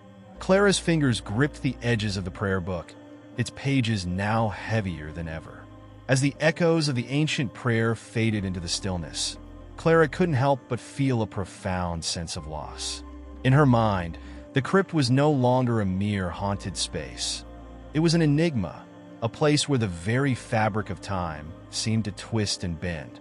The crypt had been built on the bones of something older still, and that ancient history had awakened something in her, something she didn't fully understand. The forces at play were not just supernatural. They were tied to the land, to the convent itself, to the very walls that surrounded her. She looked around, seeking any sign of change. The stone walls were cold and unmoving, the shadows deepening in the corners. The air smelled of damp earth and decay, as though the crypt had absorbed the years of suffering that had passed through its halls. Clara's breath caught in her throat as she remembered the stories. The tales of nuns who had vanished, the whispers of unholy rituals that had taken place in the dark corners of the convent long ago. But now, the weight of those stories seemed to be pressing on her directly. She was not an observer anymore. She was part of the story. The knowledge was both liberating and terrifying. Clara had uncovered a truth, but it was a truth that she could not yet fully comprehend. She could feel the weight of history bearing down on her, urging her to take action, to understand what had happened here, what had been hidden from the world for so long. But how could she? What was she even supposed to do with the knowledge she had gained? Could she banish the evil that haunted this place? Or was the crypt's curse something beyond the reach of even the strongest prayers? As she pondered these questions, Clara's gaze fell on the old altar at the center of the crypt. It stood silent and still, the flickering candlelight casting eerie shadows across its surface. She had not fully examined it before, but now, drawn by some unspoken compulsion, she moved toward it. Each step felt like a journey deeper into the heart of the mystery. The closer she got to the altar, the stronger the sense of inevitability grew. Something was waiting for her there, something that would either guide her to salvation or seal her fate forever. When Clara reached the altar, she hesitated. The stone was cold to the touch, and there was an unsettling aura about it, as though it were more than just a structure. It was a conduit, a connection to something vast and unknowable. She ran her fingers over the surface, tracing the intricate carvings that adorned the stone. They were symbols she did not recognize, their meaning lost to time. But in her gut, Clara felt a stirring, a faint pulse of energy, as though the altar itself was alive.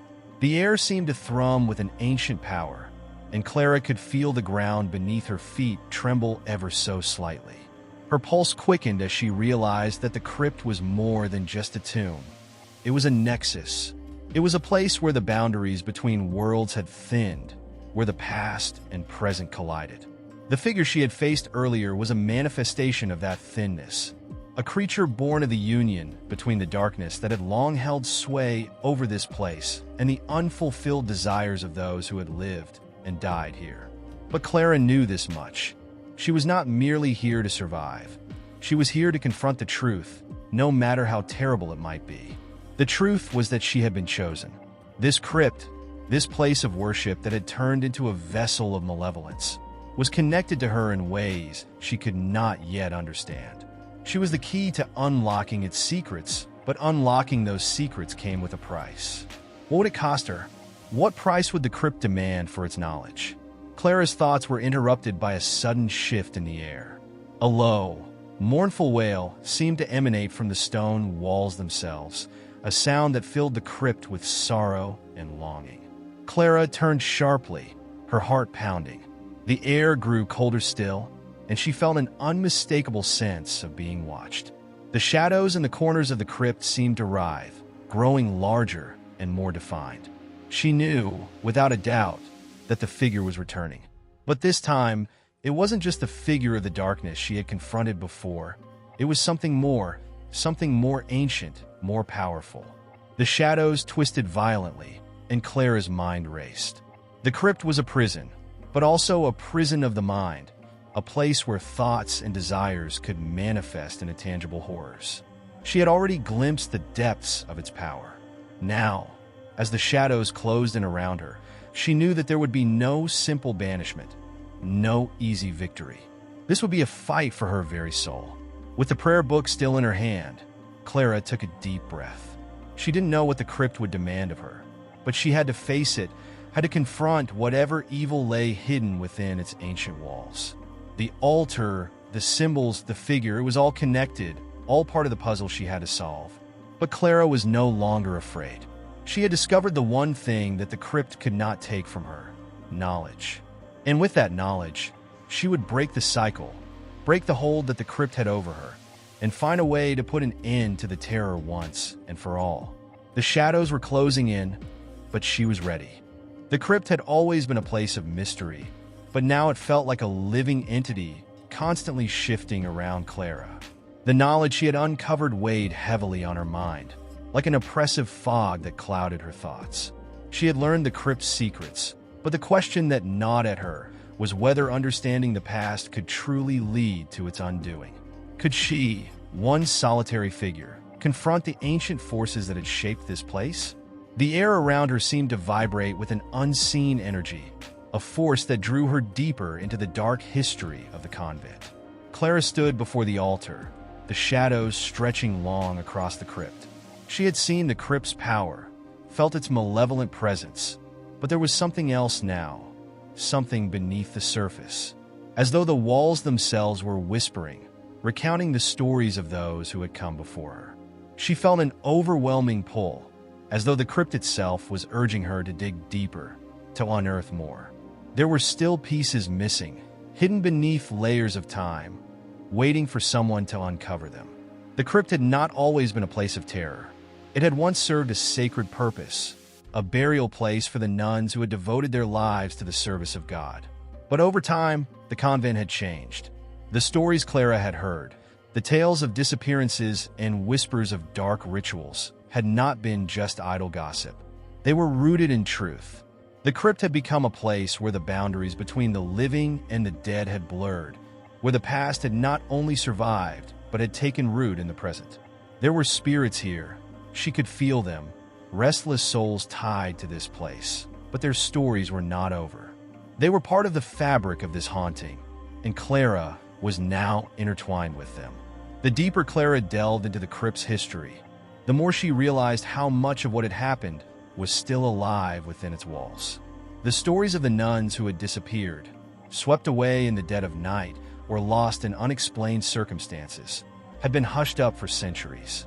But Clara was no longer just a passive observer. The crypt's past had come alive in her, and now she was a part of it. She was searching not just for answers, but for a way to undo the cycle, to break the hold this place had over the living and the dead. The question, however, remained, how? Clara's thoughts were interrupted by a sudden change in the atmosphere. The shadows that had been growing darker seemed to deepen further, wrapping around her like a suffocating blanket. The air grew colder still, and the temperature in the crypt seemed to drop to an impossible degree. The crypt was alive, breathing, pulsing with an ancient energy. Clara's heart raced as she realized that she was no longer alone in the crypt. The presence she had felt before, the figure that had plagued her thoughts, was drawing closer once more. This time it was different. The malevolent force was not just watching her. It was moving toward her, its intentions unclear but undeniably dangerous. She could feel it now more than ever. The figure was no longer a shadow in the corner of her vision. It had come into full focus, standing before her, its form both familiar and alien. It was not human, not entirely. Its presence was a reflection of the crypt itself, a manifestation of its twisted history and dark secrets. The figure's eyes glowed with a feral hunger, and Clara felt the air grow heavy with its power. It was as though the very walls of the crypt were pulsing with its heartbeat, echoing the rhythm of the figure's intent. But Clara was not afraid. She had come too far to turn back now. The figure's voice, though not heard with ears, seemed to resonate in Clara's mind. It was not words but a sensation and knowing. It spoke of ancient rituals, of sacrifices made to keep the convent's power intact, and of the price paid for that power. Clara had uncovered the truth, but the figure now revealed to her the full extent of the horror she had unearthed. The convent had been a place of worship, yes, but it had also been a place where the boundaries between the living and the dead had been blurred for centuries. The rituals performed there had not been for salvation. They had been for control. The spirits of the dead were bound, imprisoned within the walls, their power siphoned to maintain the dominion of the convent. Clara staggered backward, her mind reeling. The crypt was not just a resting place for the dead. It was a prison for them. The rituals performed had not been a means of appeasing the dead, but a method of trapping them, using their energy to sustain the living.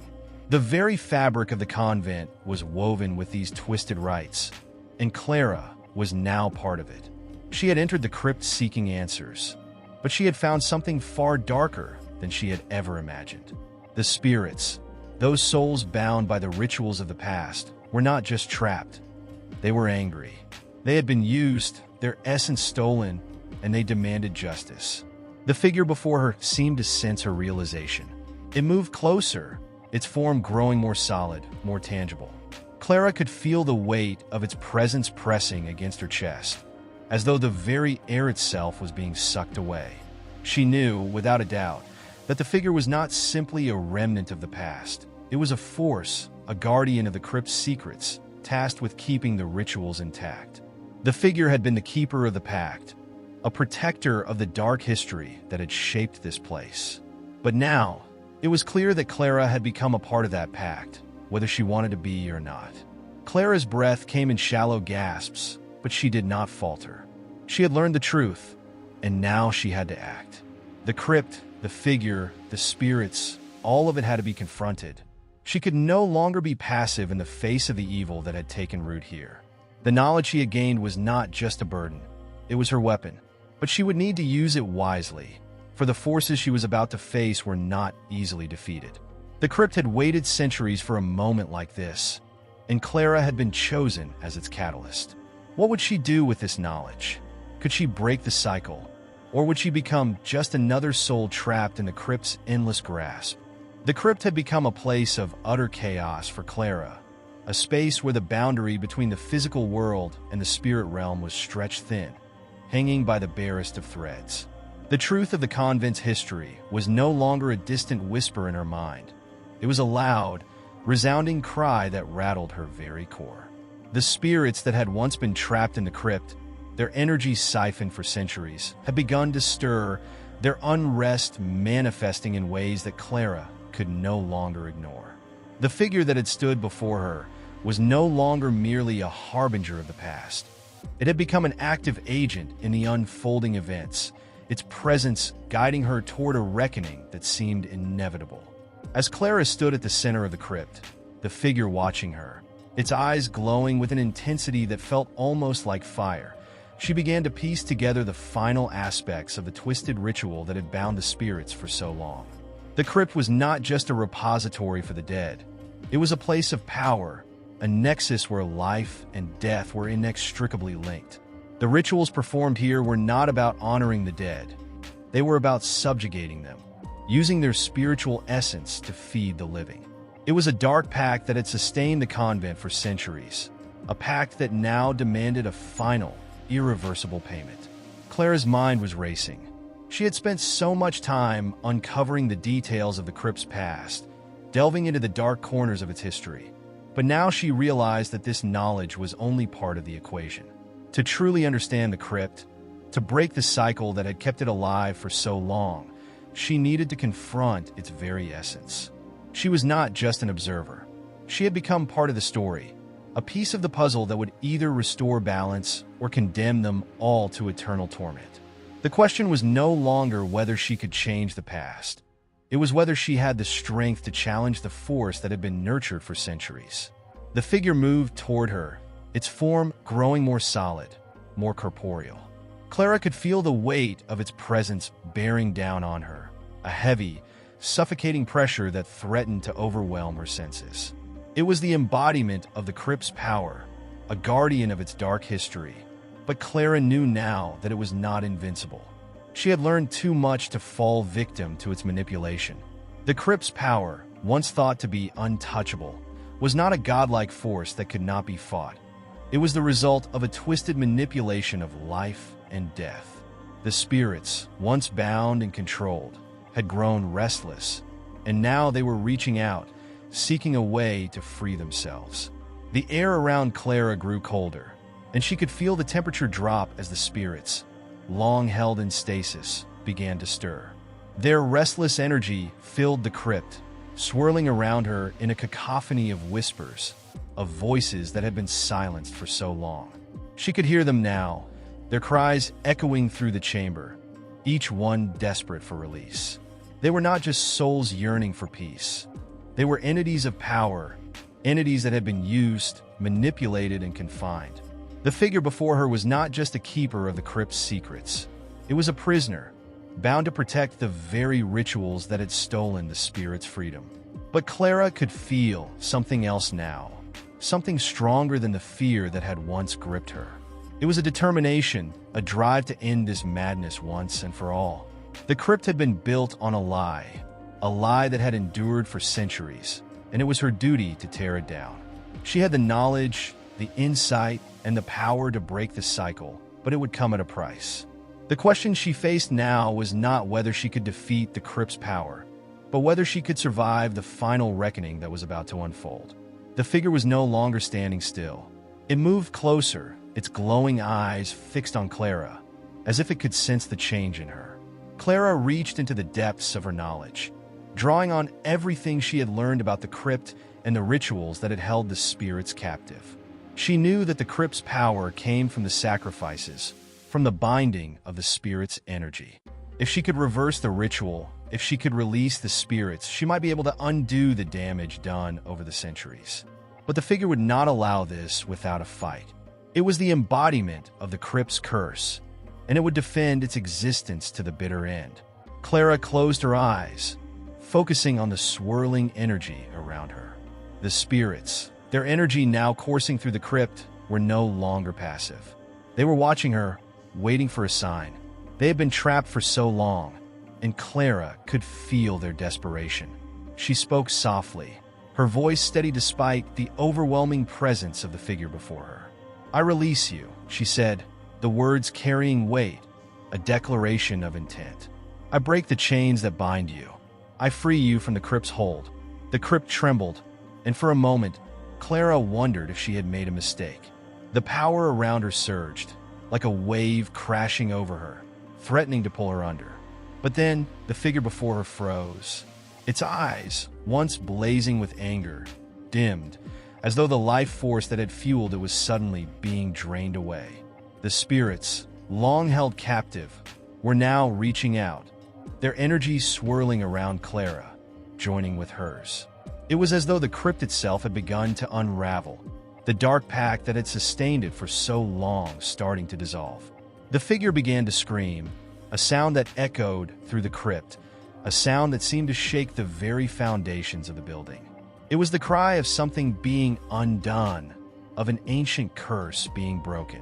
Clara felt the ground beneath her feet tremble as the crypt itself began to collapse, its power crumbling with every passing second. The spirits that had once been trapped here were now free, their energy dissipating into the ether, their cries of joy and relief filling the space around Clara. For a brief moment, Clara felt herself lifted, as though the weight of the crypt, the weight of its secrets, had been lifted from her shoulders. She was no longer just an observer or a participant in this dark history. She was its liberator. The crypt, the figure, and the spirits were no longer a threat. They had been freed, and the cycle had been broken. But as the last echoes of the figure's scream faded into the distance, Clara knew that the true cost of this victory had yet to be revealed. The crypt had been destroyed, yes, but the world beyond it had been forever changed. The spirits had been freed, but there were consequences to tampering with forces beyond understanding. Clara had broken the crypt's curse, but what had she unleashed in the process? The true reckoning had only just begun. The ruins of the convent lay before Clara, its crumbled walls and shattered windows a stark reminder of the power that had been unleashed within the crypt. The final reckoning, the battle between life and death, had ended in the collapse of the place that had once been a sanctuary for the devoted. But Clara knew that the destruction of the crypt was not the end. Far from it. The forces that had been released, the spirits that had been freed, had left an indelible mark not just on the convent, but on the world beyond its decaying walls. The air around her still hummed with the energy of the ritual she had completed, the power of the spirits now dispersed into the ether, and the echo of a truth she could not ignore. In the days following the crypt's destruction, Clara's mind was consumed by the aftereffects of her actions. The convent, once a place of sacred devotion, had been reduced to rubble, but it had also served as the anchor for something much larger, a force that, now untethered, could not be controlled. The spirits, though freed, had not disappeared. They roamed the land, their energies now scattered, intertwining with the very fabric of the world. Clara felt their presence everywhere, sometimes a flicker of shadow in the corner of her vision, other times a fleeting whisper in her mind. The line between the living and the dead had blurred, and the consequences of that blurring were only beginning to unfold. The truth of the convent's history had been revealed to Clara, but that knowledge was not without its burdens. The dark pact that had sustained the place for centuries had been broken, but not without a cost. The spirits, bound for so long, had been freed into a world that was not prepared to receive them. It was clear now that the convent's power had not been the result of a simple ritual or curse. It had been the very lifeblood of a hidden order, one that had wielded the supernatural for centuries. The destruction of the crypt had severed that connection, but the ramifications of that severance were far-reaching. What was left in the wake of the crypt's collapse was not just the remnants of a building, but the unraveling of an entire system that had shaped the world in ways Clara was only beginning to understand. Clara had become the unwitting harbinger of this unraveling. She had broken the chains that had held the spirits captive, but she had also opened a door that could not be closed. The convent's dark history, its manipulation of life and death, had been exposed to the world, and now the world had to face the consequences. The spirits, no longer confined, had begun to influence the living in ways that could not be predicted. Some whispered of strange occurrences, flickers of light in the corners of rooms, unsettling dreams, and an overwhelming sense of being watched. Others reported seeing figures, fleeting and shadowy, in the places where the convent had once stood, as though the very land itself was haunted by what had transpired there. But it was not just the spirits that were affected. Clara herself had changed. The ritual she had performed, the act of releasing the spirits, had left its mark on her, not just in her mind, but in her very soul. She had felt the surge of power as she had broken the pact, the rush of energy that had coursed through her when she had spoken those final words. She had felt the spirits release as if it had been her own, the weight of their centuries-long imprisonment lifting from her shoulders. But now, that weight was replaced by something else, a sense of responsibility, an awareness that the world she had once known had shifted in ways that could not be undone. The power she had unleashed was not just a force to be feared. It was a force that she had to learn to understand and, perhaps, to control. In the silence of the ruined convent, Clara found herself standing alone, the remnants of the crypt at her feet. The figure, the one that had guided her through the darkest corners of the convent's history, was gone. It had vanished when the crypt collapsed, its role in the story now fulfilled. Clara had not destroyed the figure. It had dissolved, its purpose extinguished with the breaking of the pact. But its absence left a void, one that Clara could not ignore. She had been left to pick up the pieces, to face the truth of what had happened and what would happen next. The truth, as Clara now understood, was that there was no easy resolution. The spirits had been freed, but they were not the only force in the world. The crypt had been a place of power, and the power it had harnessed had not disappeared. It had simply been redistributed. The living and the dead were now closer than ever before, their boundaries blurred, their connection stronger. And Clara, the one who had set this chain of events in motion, was now left to navigate a world where the lines between life and death were no longer clear. The journey that had begun in the quiet halls of the convent was far from over. It was only just beginning. As Clara walked away from the ruins, the weight of what she had done hung heavily on her shoulders. The convent, once a place of reverence, was now a symbol of destruction, but it was also a symbol of liberation. The spirits had been freed, but at what cost? The world would soon find out. The echoes of the crypt's power would reverberate through time, altering the course of history in ways that no one, not even Clara, could predict. The final reckoning had come, but its true consequences had yet to unfold.